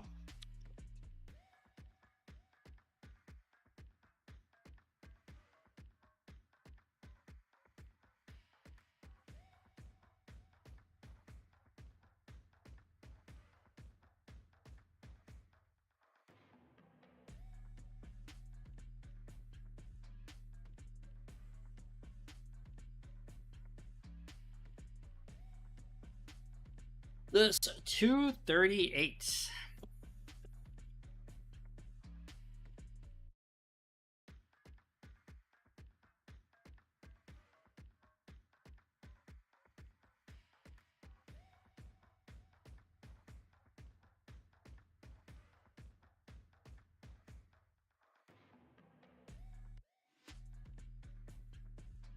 What's it returning? Variable smithing is not static. But did I not save it? Nah, I didn't save it. Derpity derp derp derp derp. Sorry, folks. I blame myself.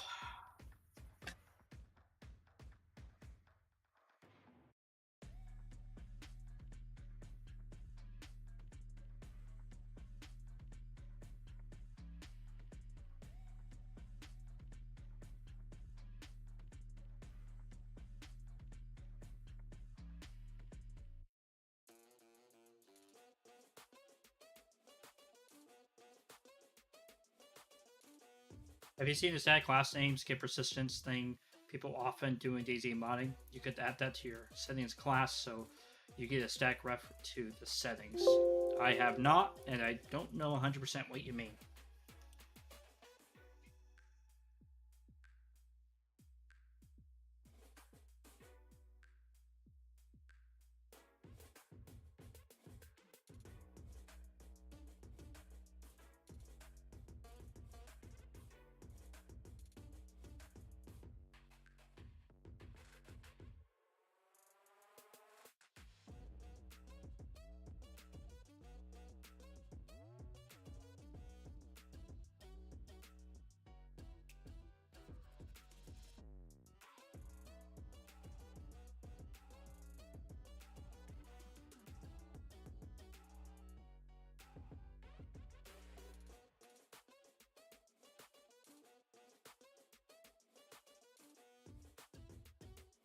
It packed up. There you go.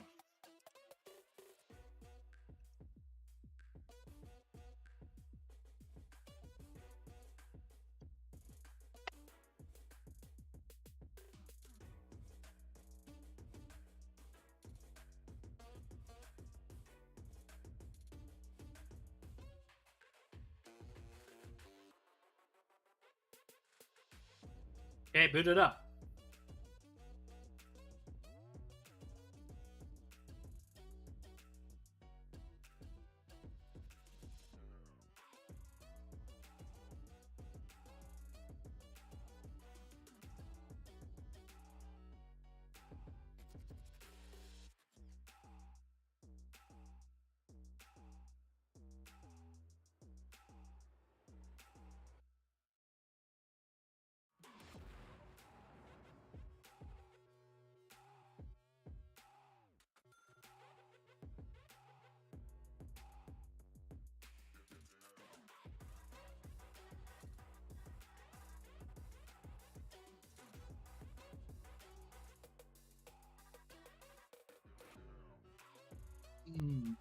Okay, I think that fixed that issue.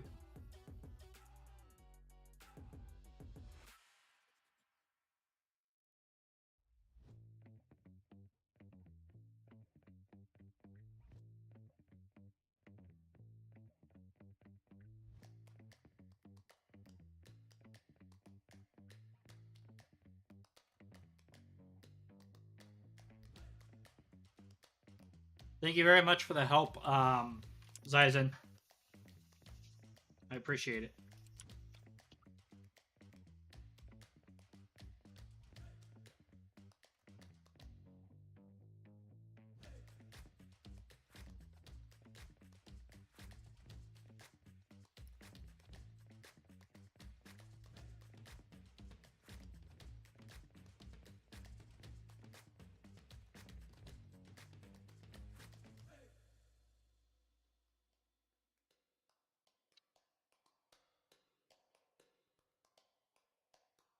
Yeah. Yes. Okay. Okay. Okay. Bye. Love you. Love you.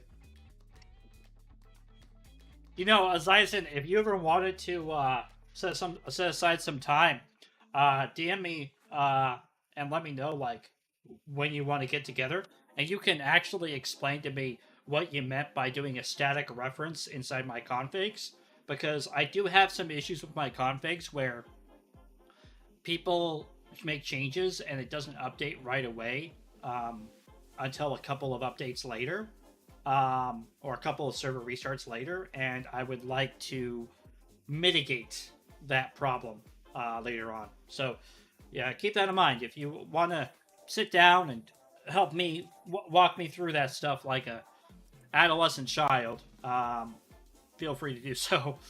Um, so, folks, let's go ahead and jump onto it. All of the other errors are errors I can fix later on. They're just missing overrides and semicolons with some possible problems.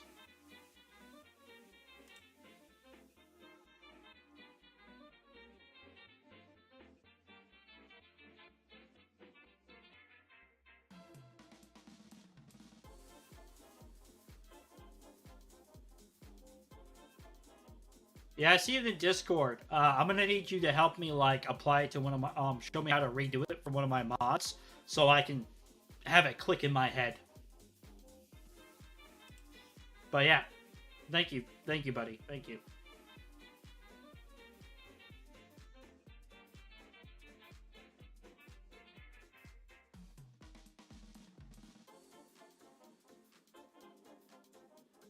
Mm.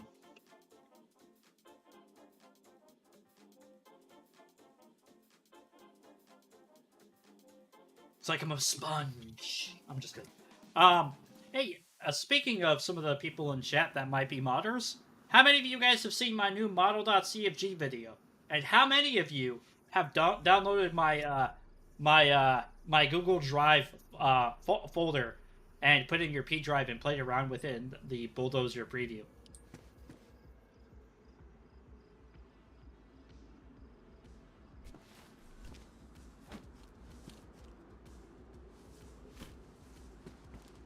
All right, let's go ahead and change all of the settings real quick.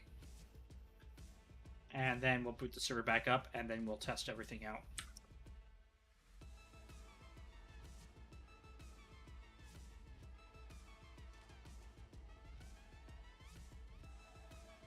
Profiles, forging settings. Okay, we can close everything down because like that's like crazy. Smithing temp, we'll just say 10 degrees. Smithing time, we'll say 5.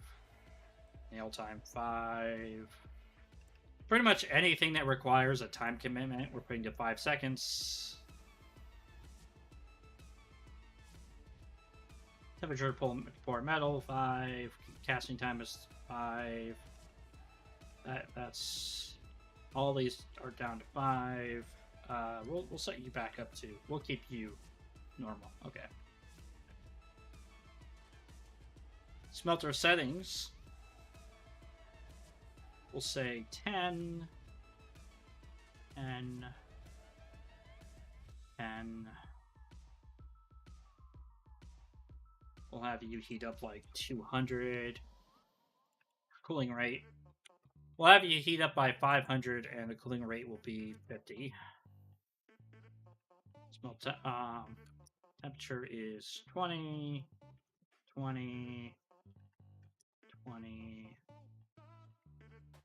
20. This will be 500. This will be 50.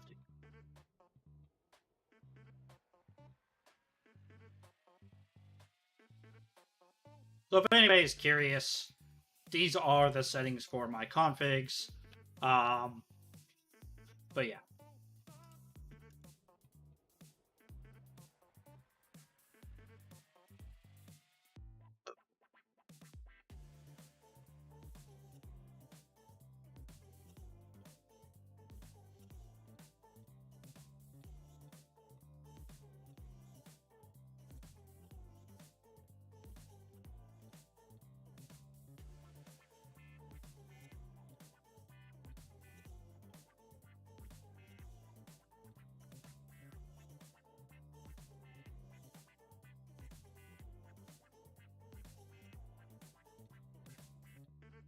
Alright, let's go ahead and jump in.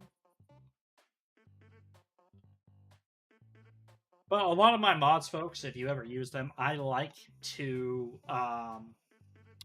make sure people can configure with the mods how they wish to. And I've always wanted to add in more configurations, more control, because I think that's where my mods start to really shine for almost any server. But yeah, there's a lot of them, so I don't blame anybody for not wanting to look at them.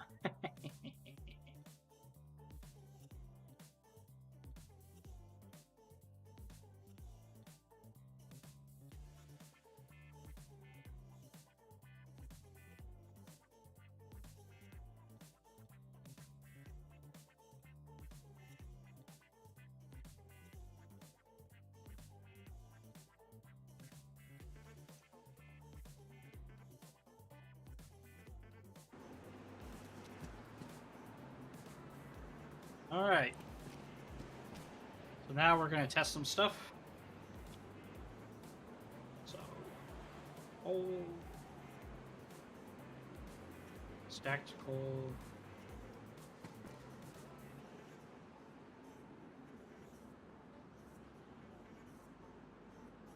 Oh, my client crashed when I tried to spawn in the stacked coal. See, this is why we test in-game as well. Not just can it boot up, but can it actually run? So let's test that again.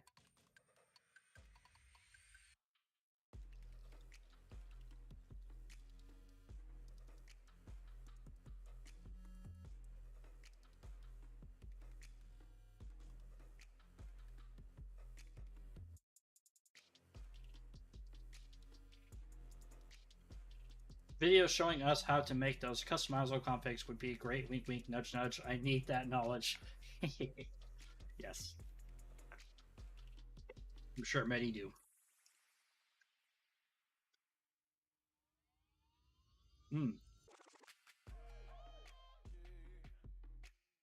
Well, the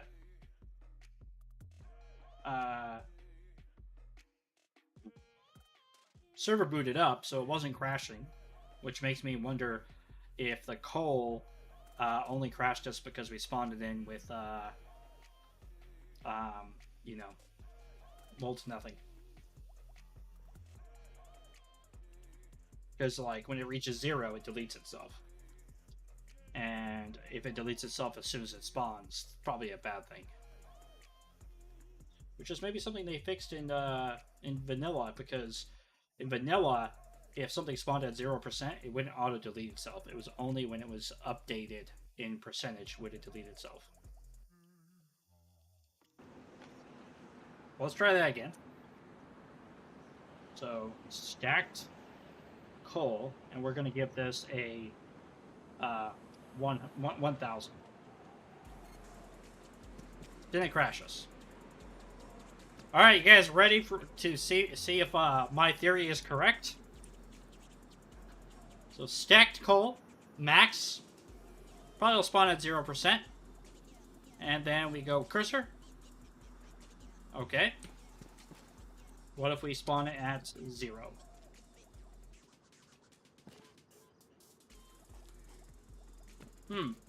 Possible bug? It's not repeating itself, though. I don't know. Weird. Okay. Let's spawn in our matches. I really should, ignite that bad boy.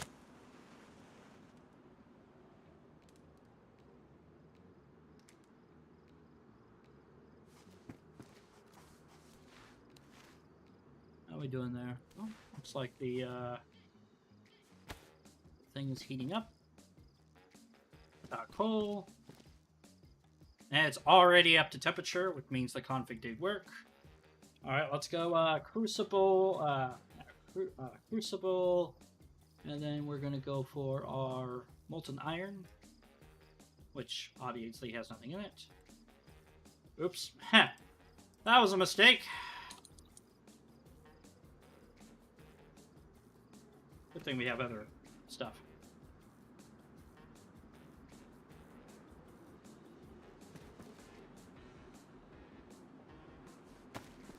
And we have our smelter set to go quickly like crazy.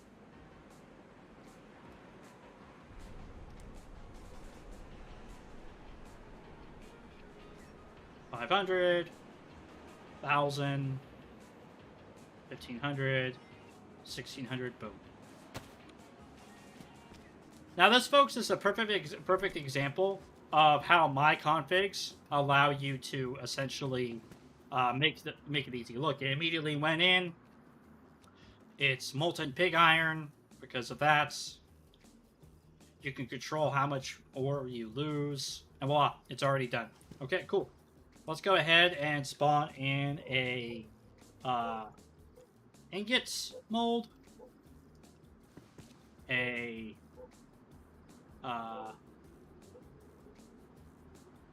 molds. So a nugget mold, and then finally we're going to do a bar mold. Okay, we can grab our pig iron and go here, cast it in there. Looks like the cast time did not stick. It should only be 5 seconds. Actually, it was. But client side, it didn't change. Okay, and then we have ourselves our cast iron ingot is inside there. Okay.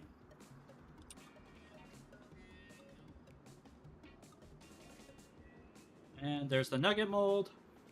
2 nuggets. Cast the bar. And there's the bar. Cool. Okay.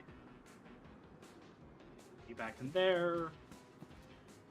Need a forge. We're gonna do the forge with the hood. Then anvil. I don't care what anvil we use as long as we have an anvil.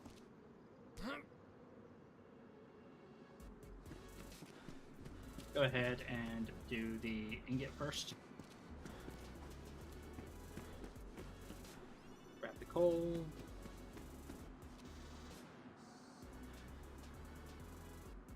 Go ahead and light dispatch.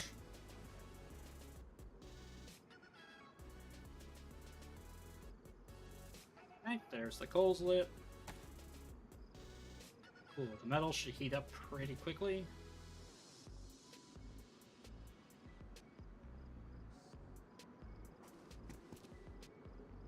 Need a hammer. With my self-made hammers.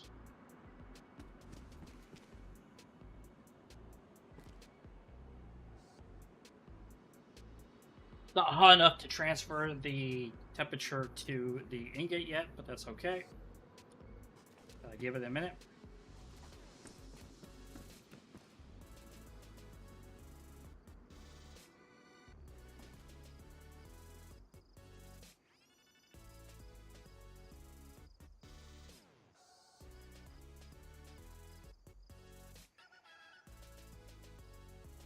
Go ahead and look at our configs real quick.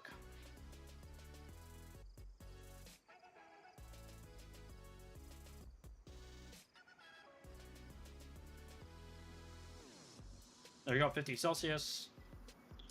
We're going to let it get up a little bit higher. I honestly should add in control over the how fast the forge heats it up, I believe. Let me double check that. I don't have that already. What about over here? No, I don't.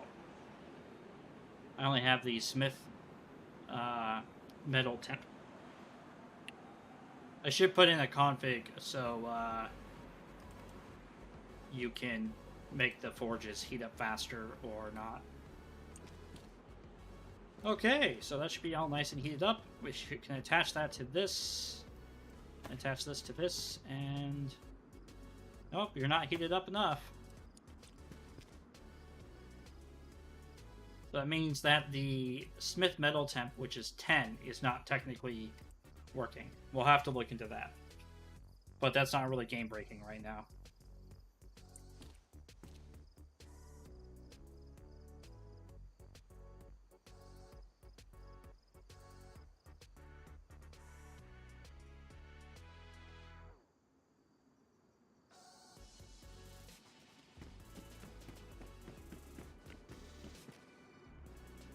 I spawn a ingot in.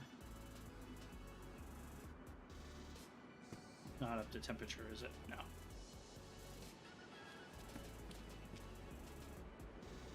$200? $200 enough for me to work with? No.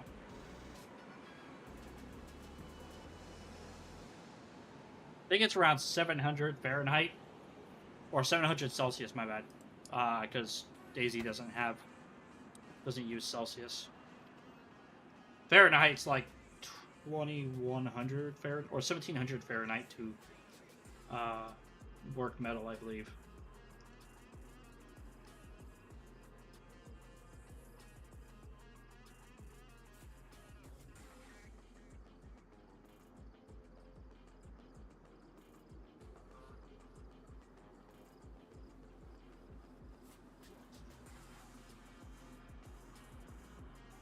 $300. Overall, I think the mod is working fine. I just got to go through and fix all of those things, figure stuff out. But yeah,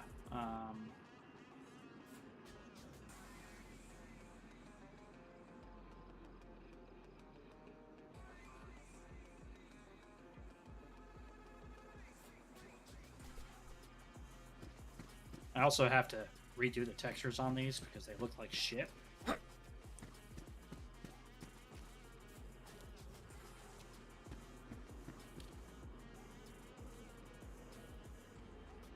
Overall, it's a nice looking axe. Definitely shows how poor my skill was back when I first started model making and stuff. Oh, it's not even in his hands properly. Oops.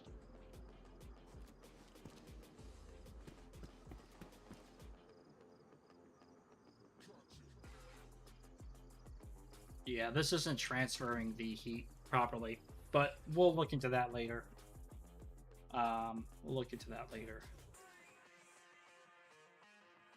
Overall, I think we did a good job today. Yeah, definitely. Let's play some regular DayZ now.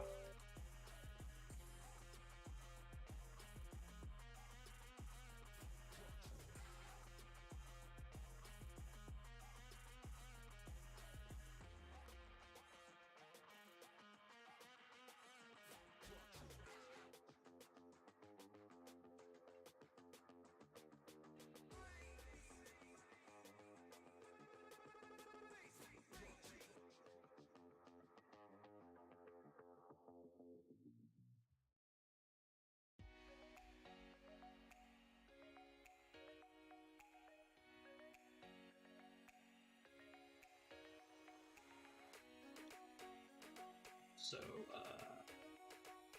play capture off. Game capture. DayZ.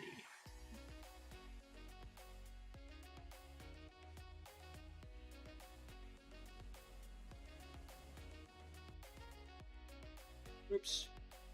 I have the parameters on.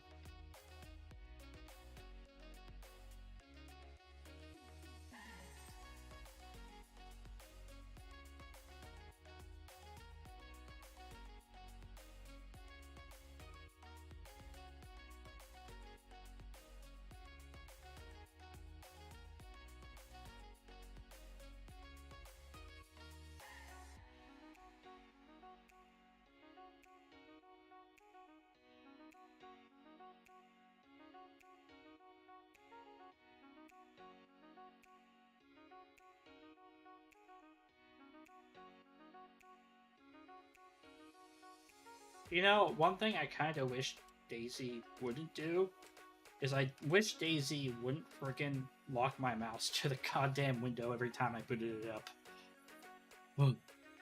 Sometimes it's just frustrating.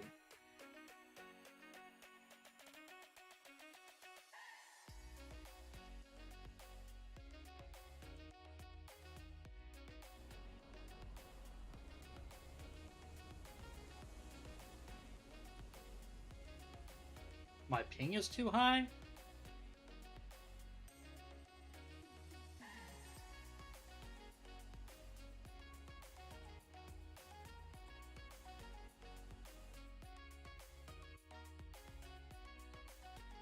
I think it's like 168. Shh. My ping will be whatever I want it to ping be.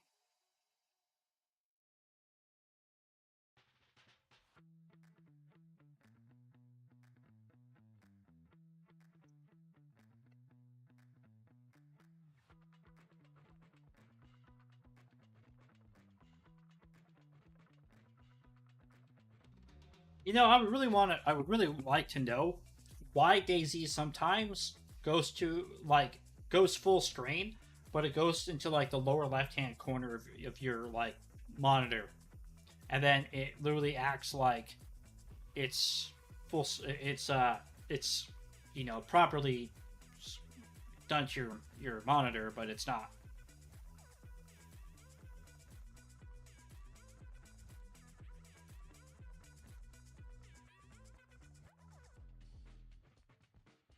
I'd be curious to hear why that happens.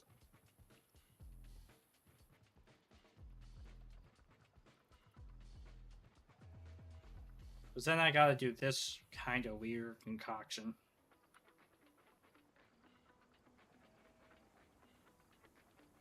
I like windowed mode. Sue me. Alright, here we are.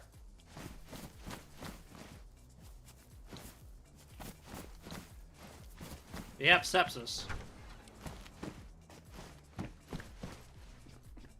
So we need to find a hospital and soon. There's a pioneer right there. And a hunting jacket? Yeah, I'll take a Cyber Scout.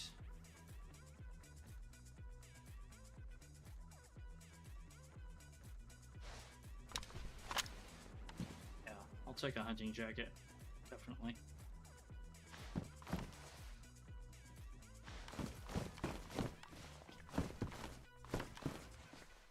Alright, let's go ahead and switch over to the big screen so you guys can stop looking at my ugly face.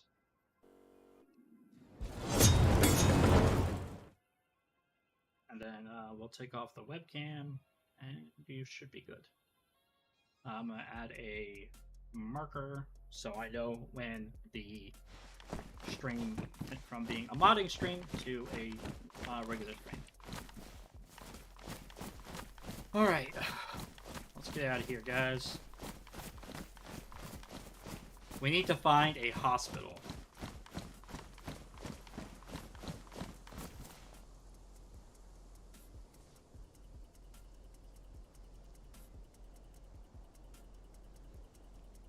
Wait a second. It just popped up.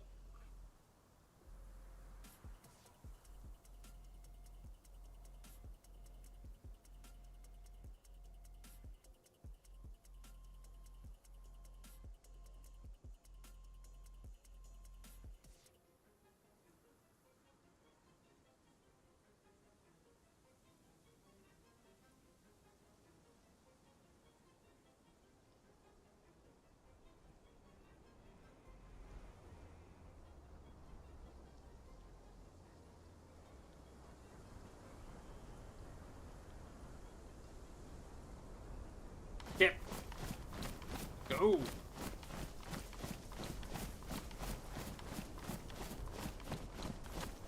Username and documents, DayZ document should be able to set the window size as I used to have the same issue. Pretty much sure that fixed it. Okay, I'll have to look at that. Thank you very much. You the man. Hopefully you have a good plan. Let me double check my vertical format thing is working properly. Yes, it is. Cool.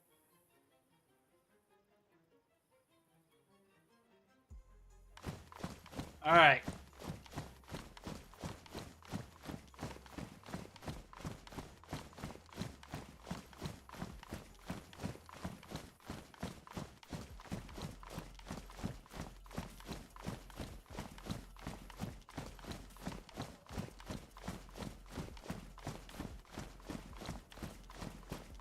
Went up on a small town. That's good.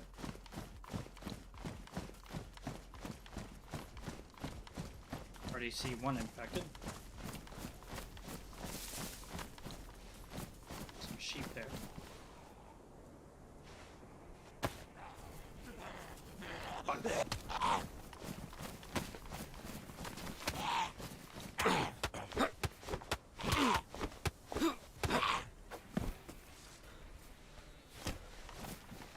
Damn it, I got one cut. Ah.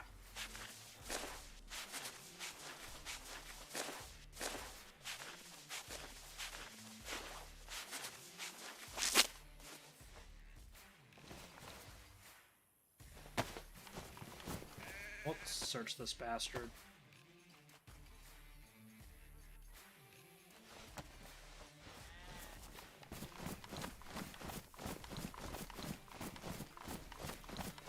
Now we're in pain, so now we have that weird system shock happening.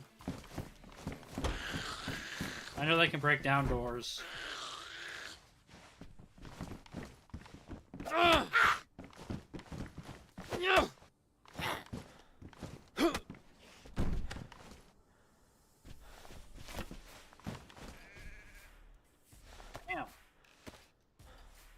This broad's mean to me.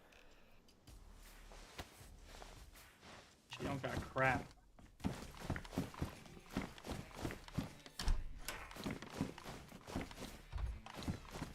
Kinda hazy a bit. Yeah, it is. It is.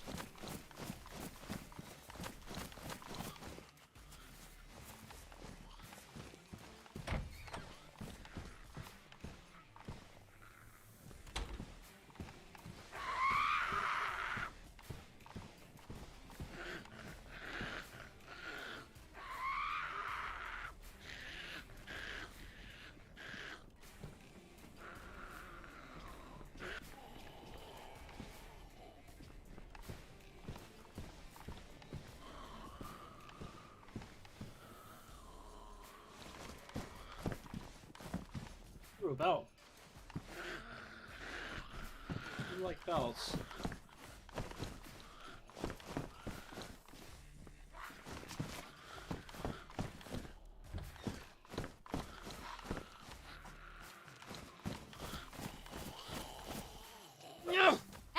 Ow!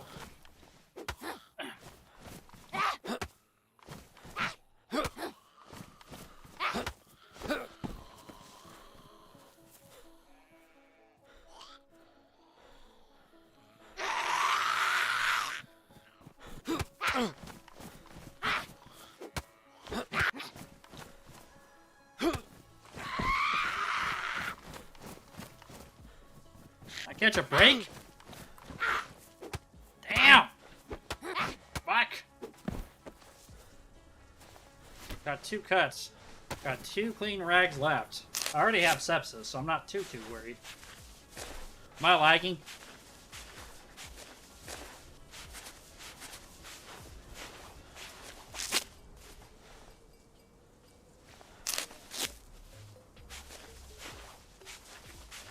My streams made it look like I was stuttering a bit.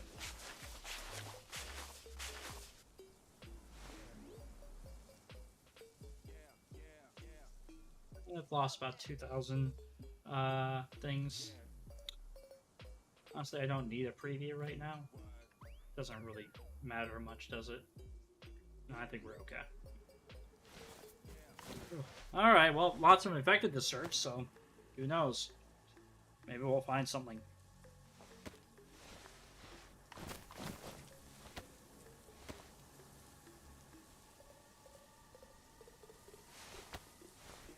Sewing kit's not bad.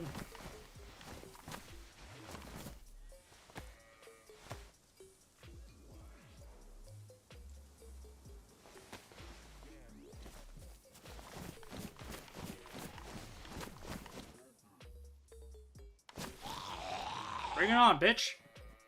Now!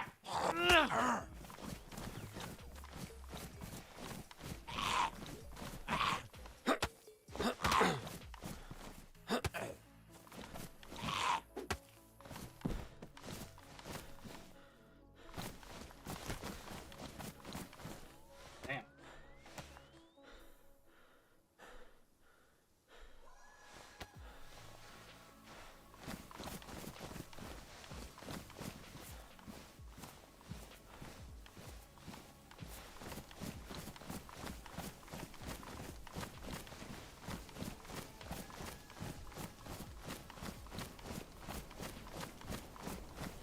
Problem with this is I have a lot of trouble surviving with the medical stuff. And it's just, I just don't know how to deal with it well enough.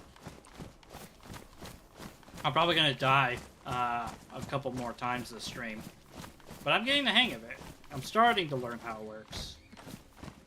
Starting to figure out how to prevent it and how to help keep myself from losing stuff. I'm wearing a skater helmet because concussions in this server are real. And they hurt a lot.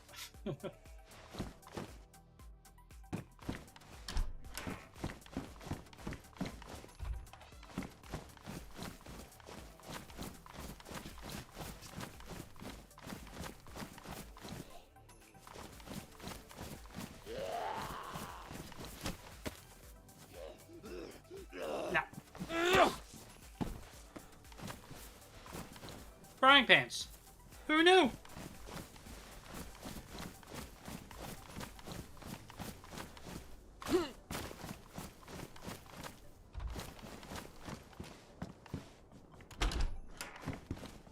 Ooh, a cooking pot. Definitely take that.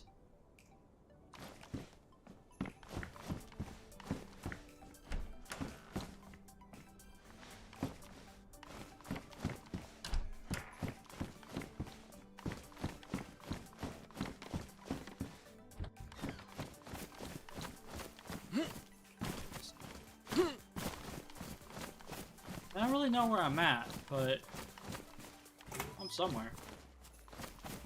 It's funny, because, like, I usually take great pride in knowing Shannara's pretty well. But today I don't. Let's move on to a better one. Take those rifled slugs. Jeans? Wow, jeans are worse. Well, it's summertime. We don't have to worry about temperature right now.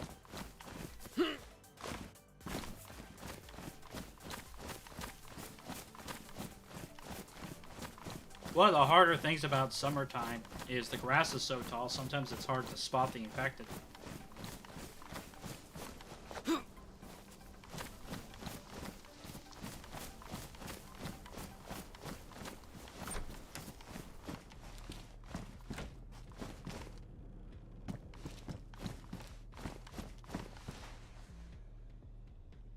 Nice.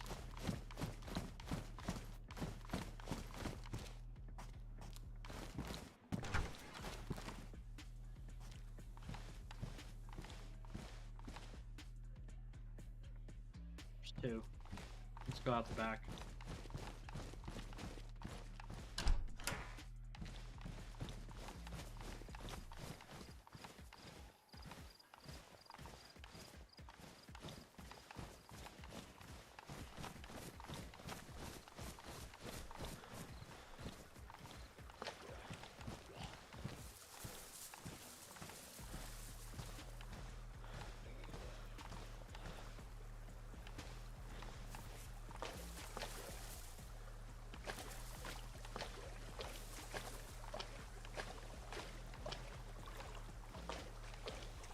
Come on.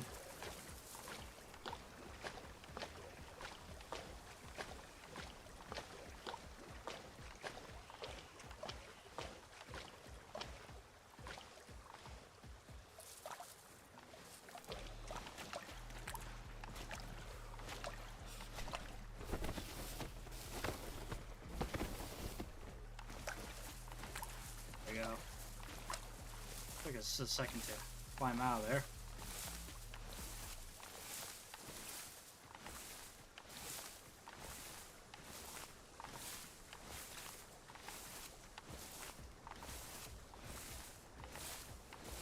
We're actually gonna just crawl. We're just gonna crawl, crawl, crawl.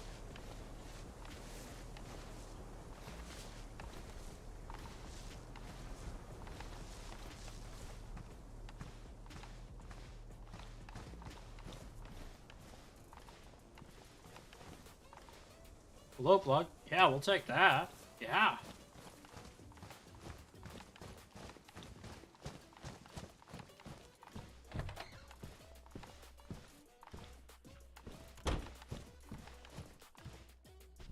Cowboy hat. Feel like yeehaw. Right? Yeehaw.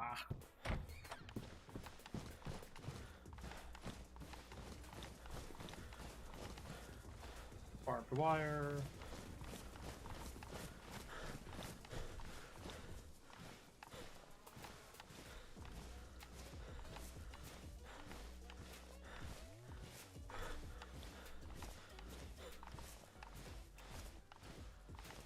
I don't recognize this town.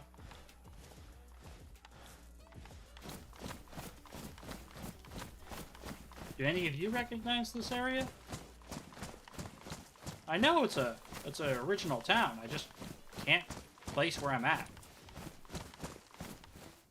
You know what I mean?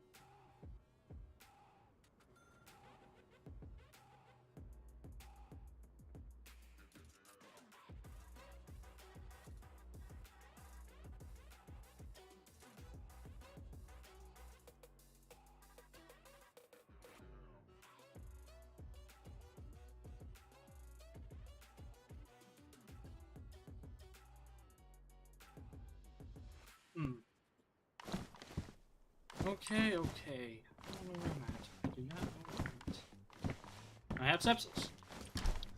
Hey guys, what a normal thing for me to have on this server.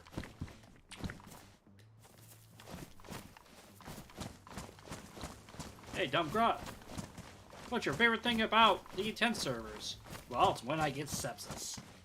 Obviously, I'm not dogging on the servers. I'm dogging on myself. Because apparently, I keep getting sepsis.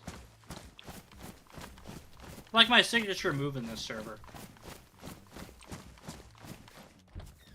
I don't know why it is, but it is.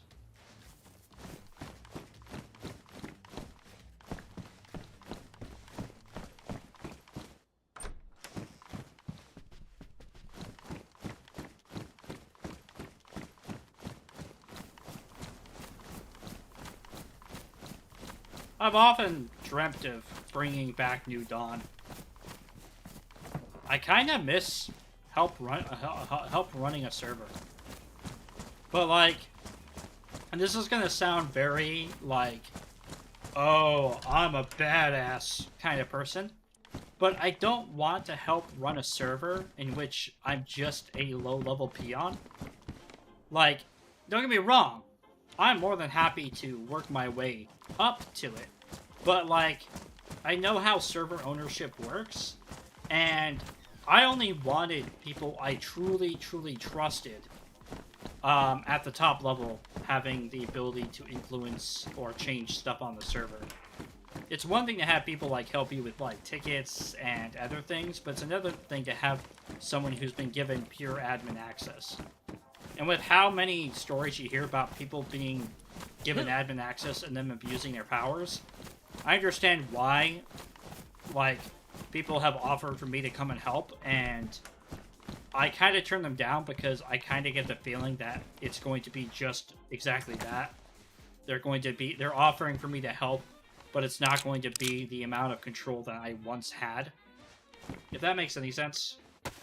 Um, might sound like I'm being like it's a slight whine, but like I want to help people out. I just don't want to be a a background grunt. I want to be important, and that may sound like I'm entitled, and it does sound like entitlement to me, but that's how I feel.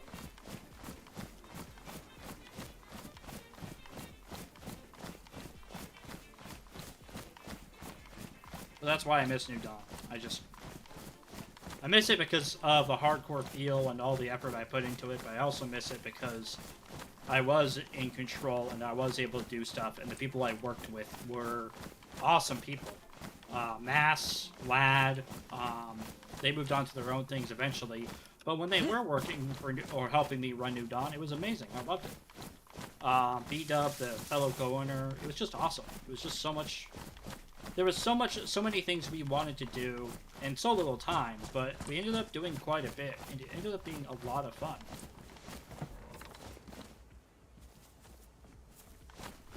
I don't need another sickle. But that's Dumpgraw's whiny talk. Right.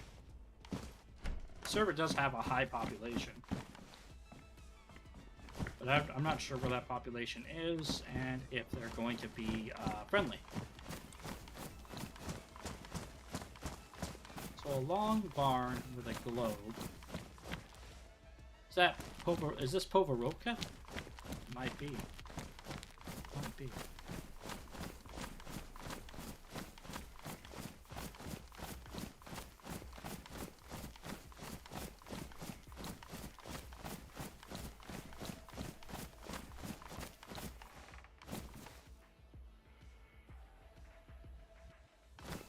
Yeah? I've played on Winter before.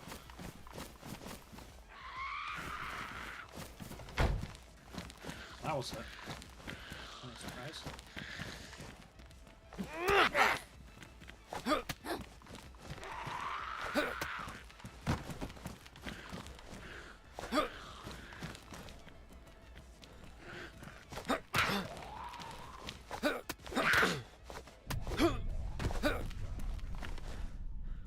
But maybe I played on like the tail end of Winter.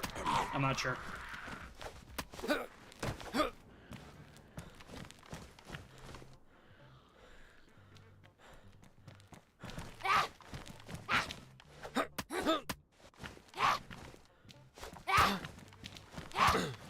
Damn it! There we go. Ow. Ow. Ow.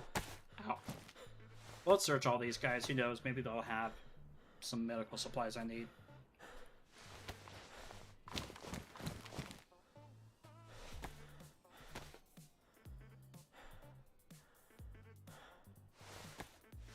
Matches, though. We do need matches.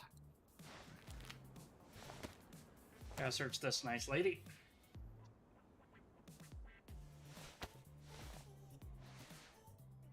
Yeah, I think when I did play, I played like only a day in Winter, so maybe I didn't understand how difficult it was.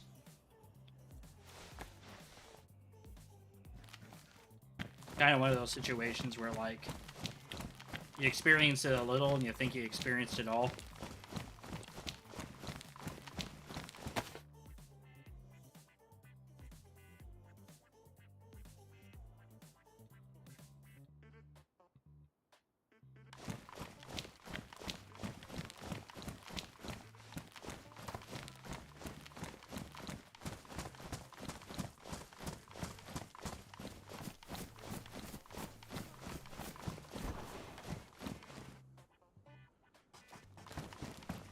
From right away.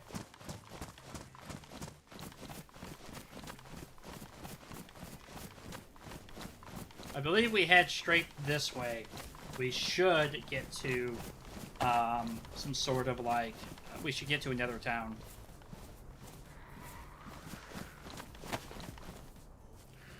How'd you see me? Damn it!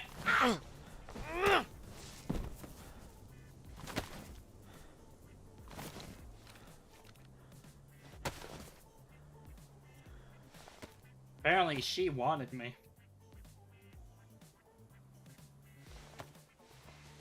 Oh, nothing on you, okay. Let's go.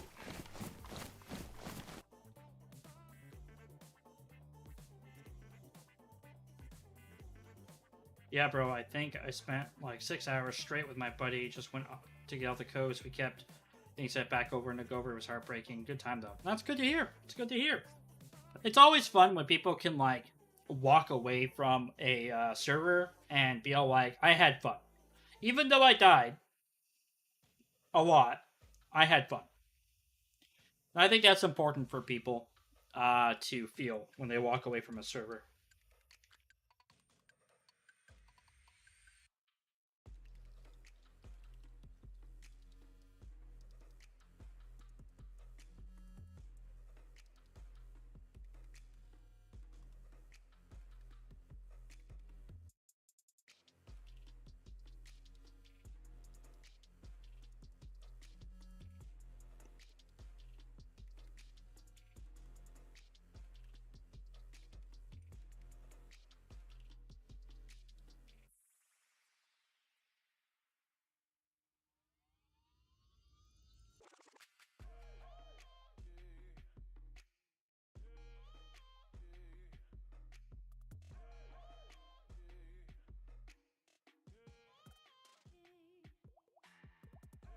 I do like the hotkey for taking your backpack on and off. Usually I put that inside my my hotbar, but it does make it nice as a permanent hotkey. Nothing up there.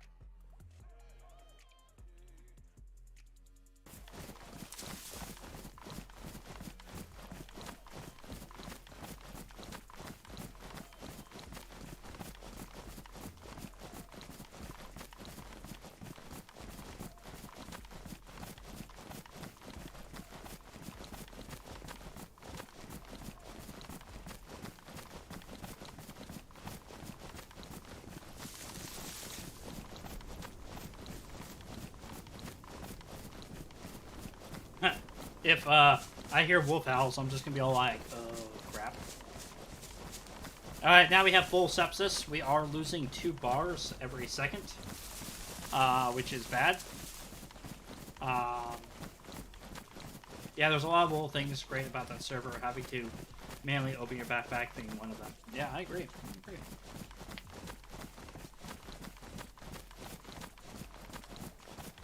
I know one of the things that I always wanted to do, kind of with that mod, I suggested it to the mod author, was you could only look at your backpack if you were crouching and still.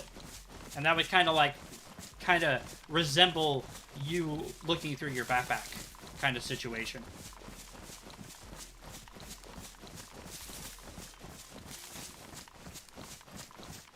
I love that tree.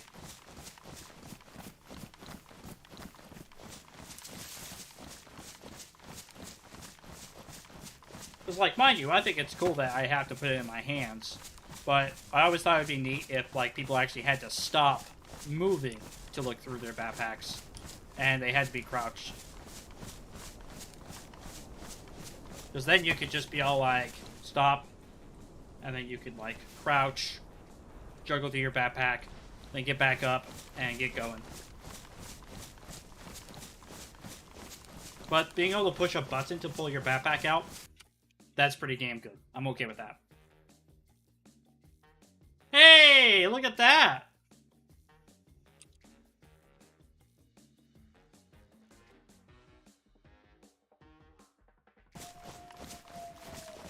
Alright guys, we gotta go.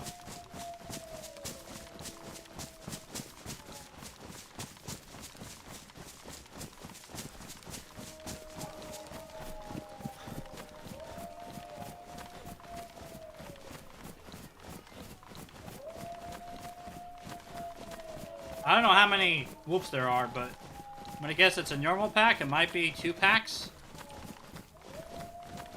I got 1 bullet in the chamber. I got a frying pan and a hoe.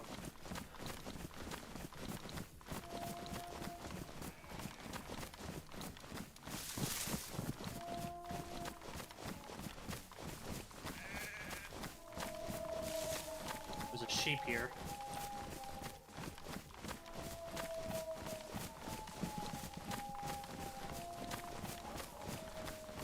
There's a road.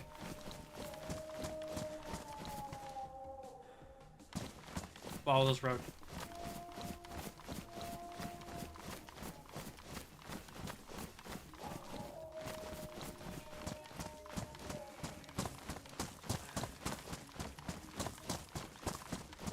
Possible buildings up ahead.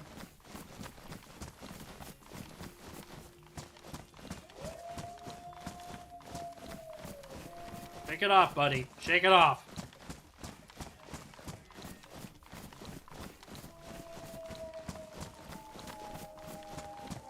Or like echo sound locating me, I think.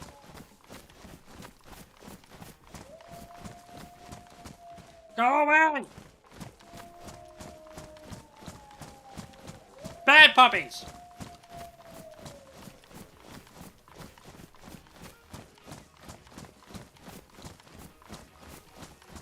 See power lines. Maybe they know I have sepsis and they're just like waiting for me to die.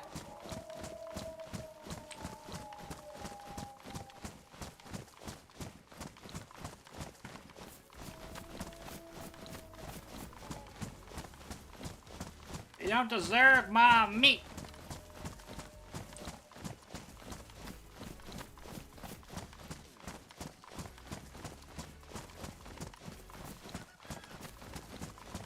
I don't think they're following me.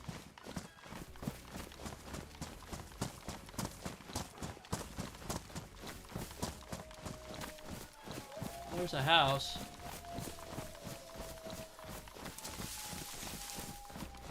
Oh. Wherever we are, we just found a town. There's a police station. Is there a medical facility? Do I see a medical facility?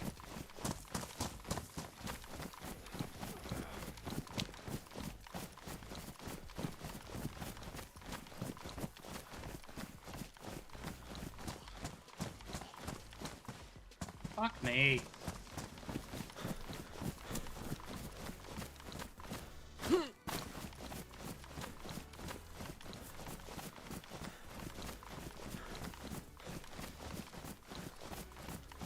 There's a church. Hunting stand. Oh, there's a medical facility. Okay, okay. This is Gorka. I think this is Gorka. We made it to Gorka.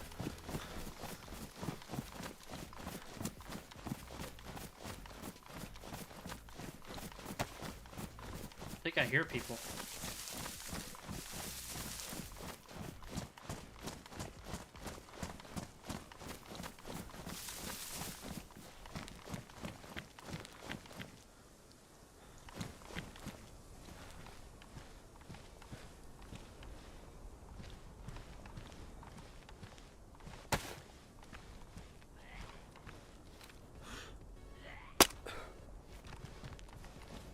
My only bullet.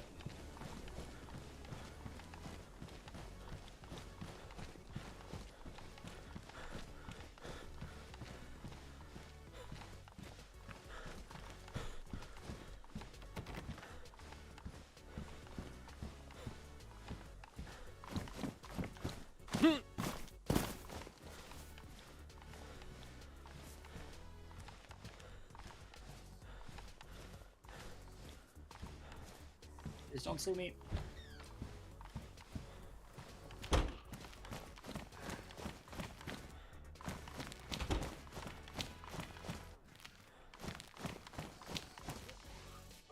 Okay. IntenZ. Medical guide. Sepsis.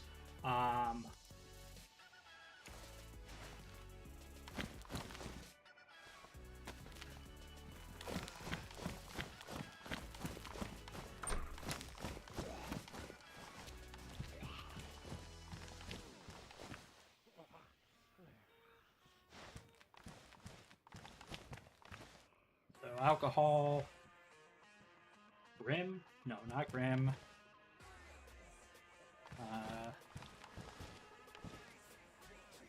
pin.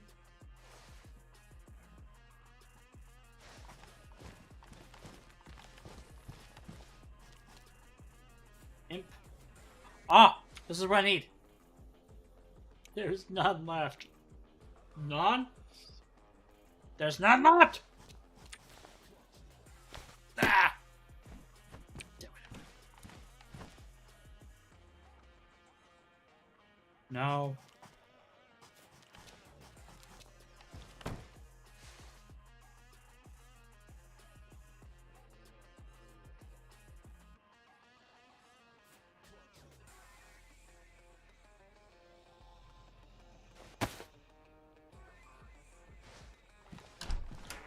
Ah.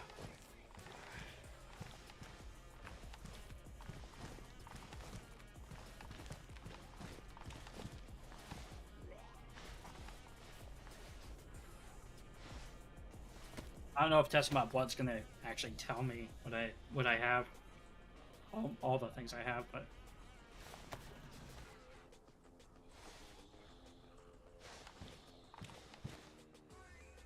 Rex? No.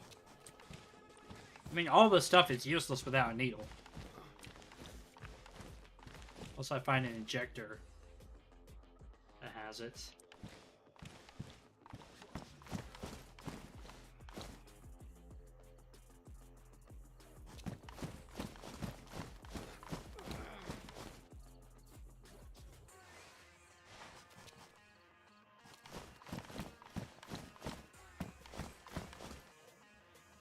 Well, I don't have anything to heal myself with. Shit.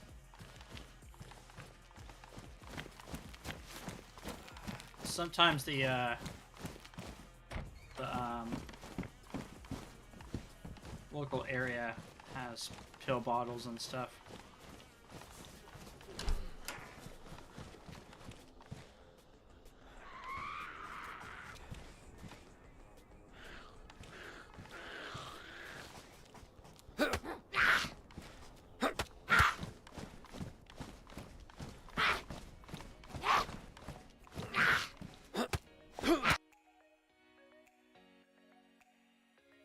Damn! Damn!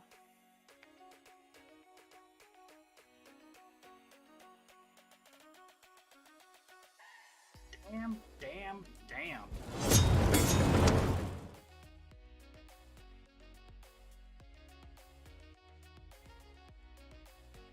Ouch. Ouch. Alright guys, I am going to take a 5-minute break / breather. When I come back, I will continue to play. I hope you guys are here when I get back. If not, thank you very much for being here. I'll talk to you guys in just a minute.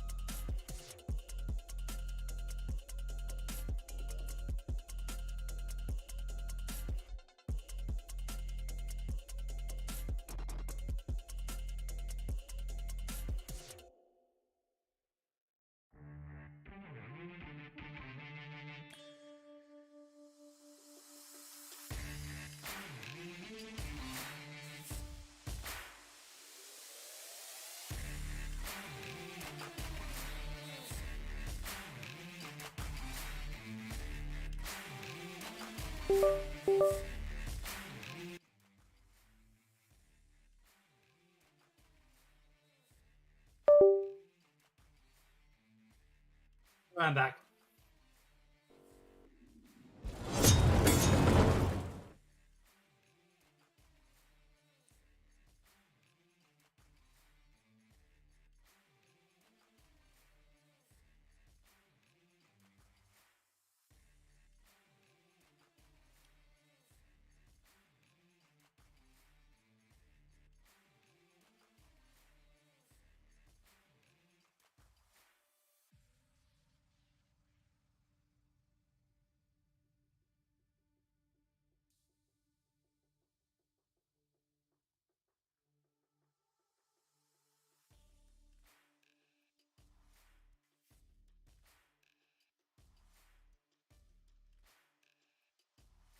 All right, guys.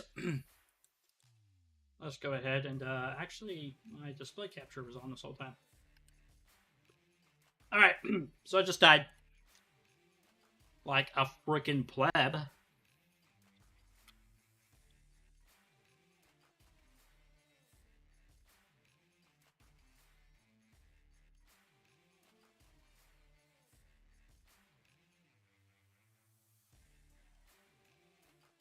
Respawn.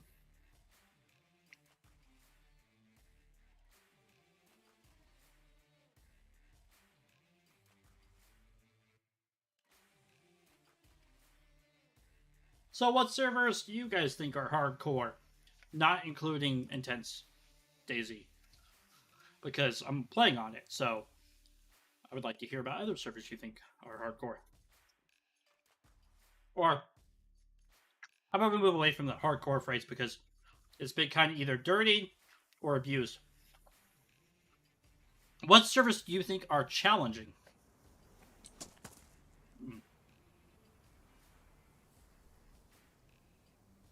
Yeah, what servers do you think are challenging? Because I think that's a better way of asking about it. We're on the coast. I can see a dock, boats. I think we're at that small town just before the curb.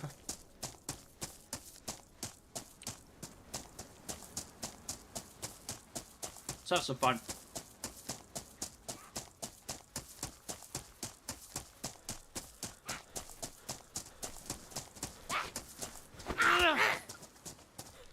Oh!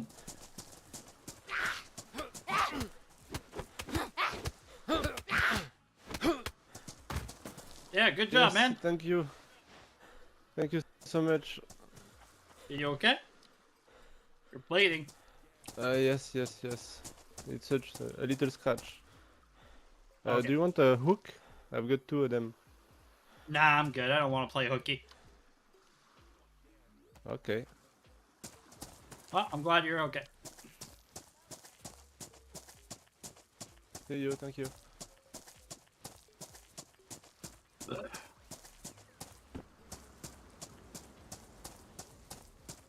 Been playing DayZ Intent. It's not a cakewalk. Yeah, it's not.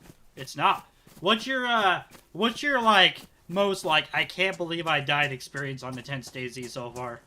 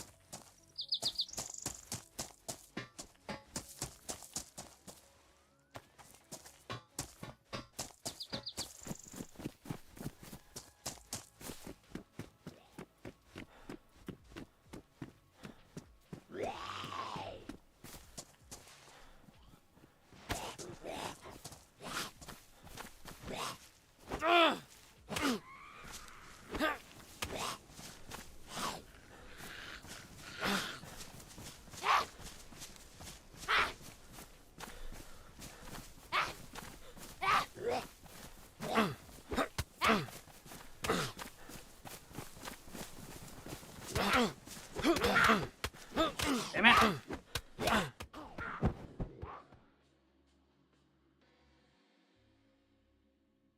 Oops.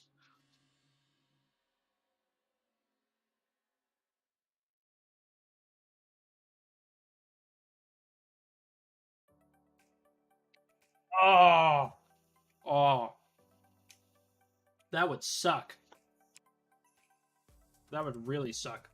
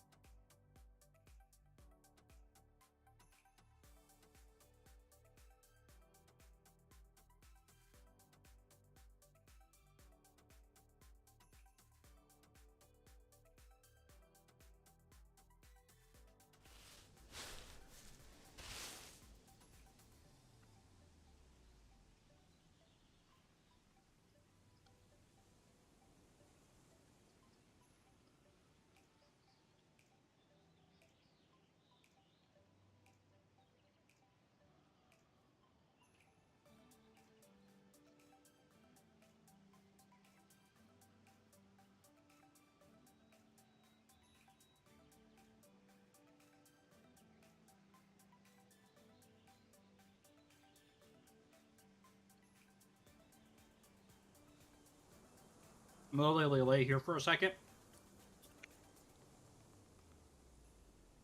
So the infected are gone.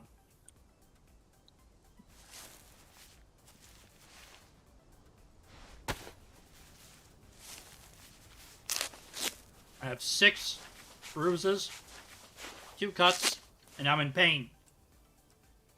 Sounds like an average day in my on the server for me.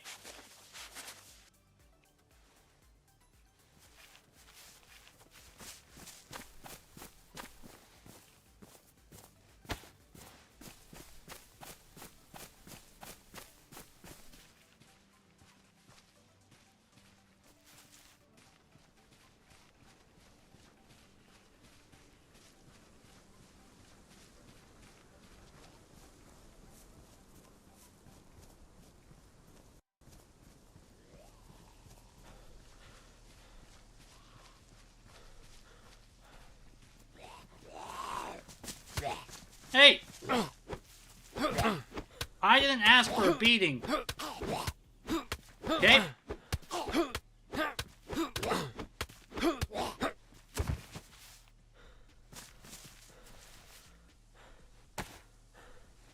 Starting to feel offended here.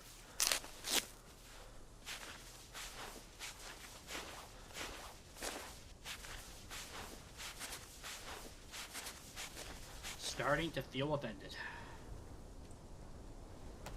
These zombies are always after my booty. Or these infected. Sorry, not zombies.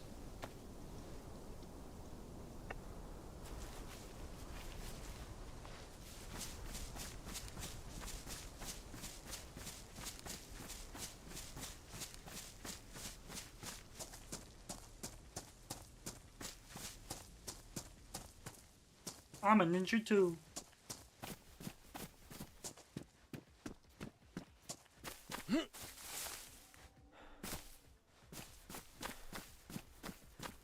Man.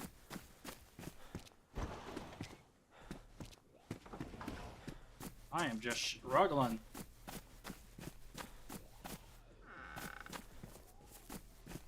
Pipe wrench.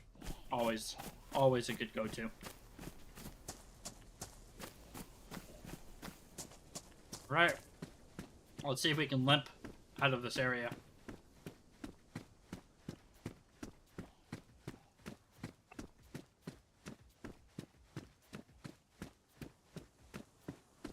Anybody else got any good stories about when they died on IntenZ? No! No! No! Damn it! I messed it up.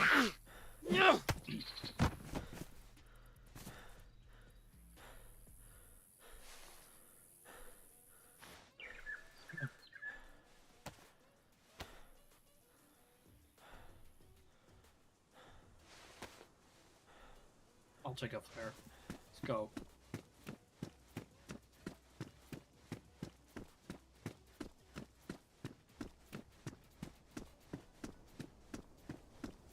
Damn. Just damn.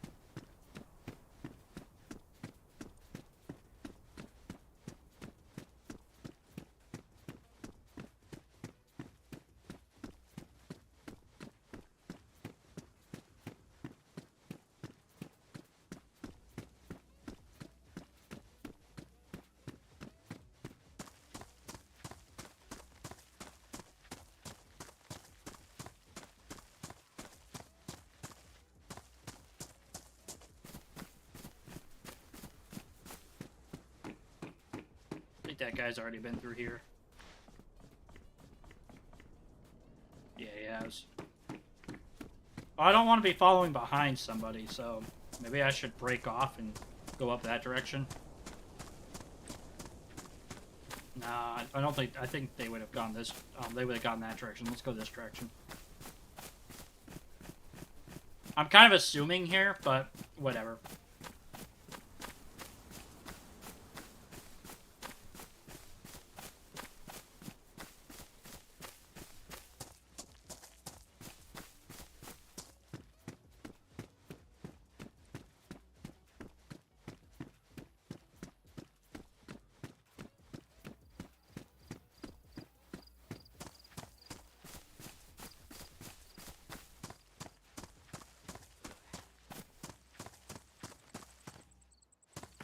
That a watch? Come on, give me the watch.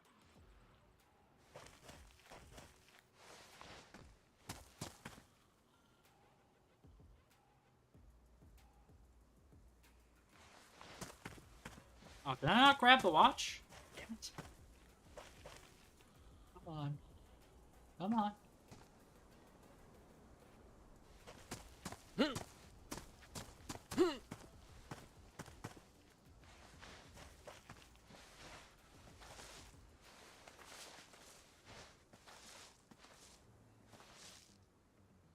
Give me the watch!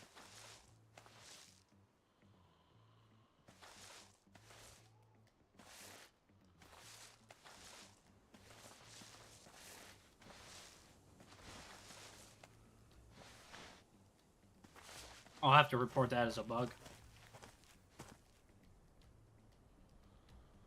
Give me a second, guys. I want to show this to the server owner, Stretman, one of the server owner Stretmans.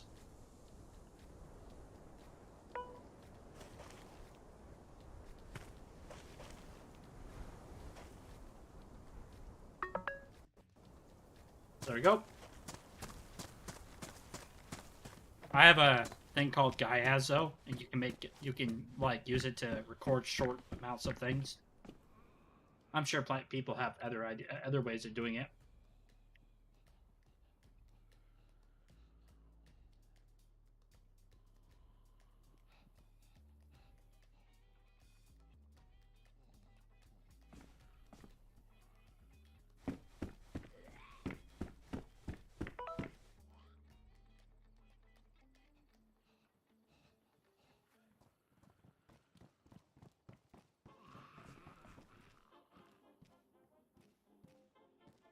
Better not be there.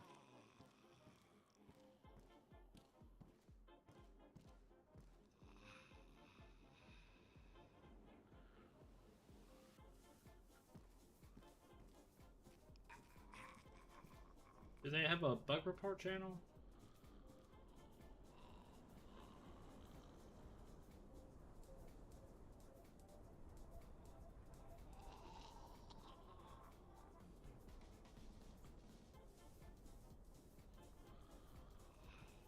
Let's see here. Donations. Nope, I don't see it, but I'll worry about that later. Alright.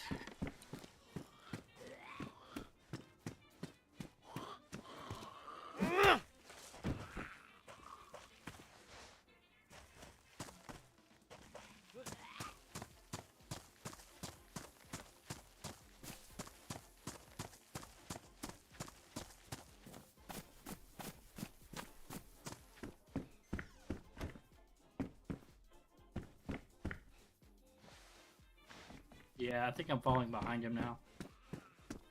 They must have gone this way.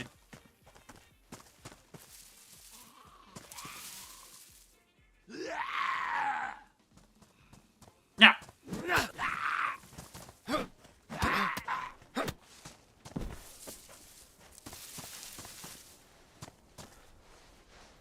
Wash our hands first, then we'll drink.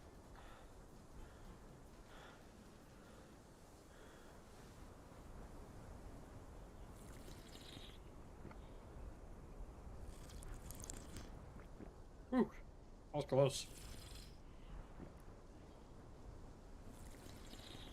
All time for me to move night with the family. Enjoy your pain suffering. Hope you get make it deep inland. Thank you, 330T. You have a wonderful night yourself. You have a wonderful night yourself.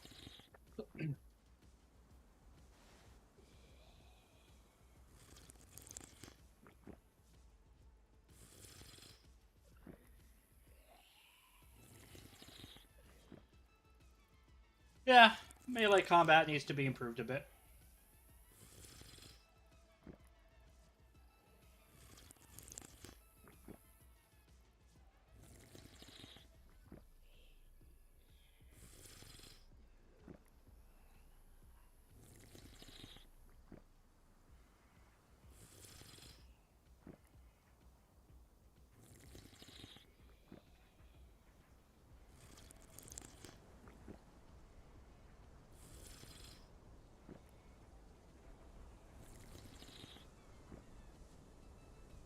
Just drinking until stomach icon's full. Now we have sepsis.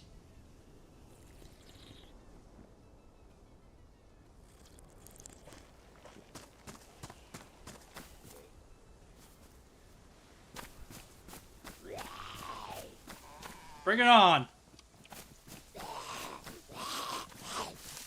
Huh? Huh? Huh? Ha! I missed twice. How pathetic am I?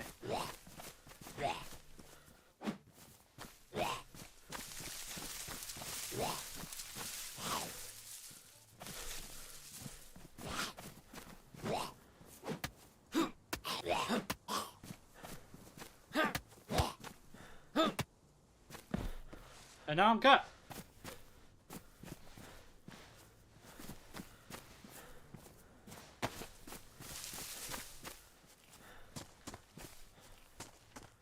Well, since I already have sepsis, I'm not really rushing to bandage.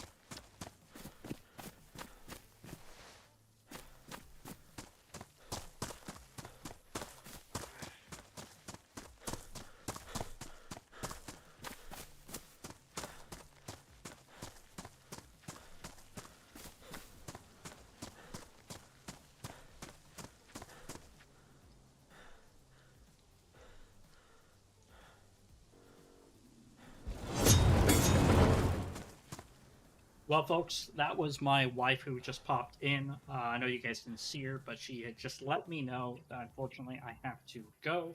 Got to deal with some important things. But thank you very, very much for coming here and watching me. I greatly appreciate everyone, and I hope everyone has a wonderful day.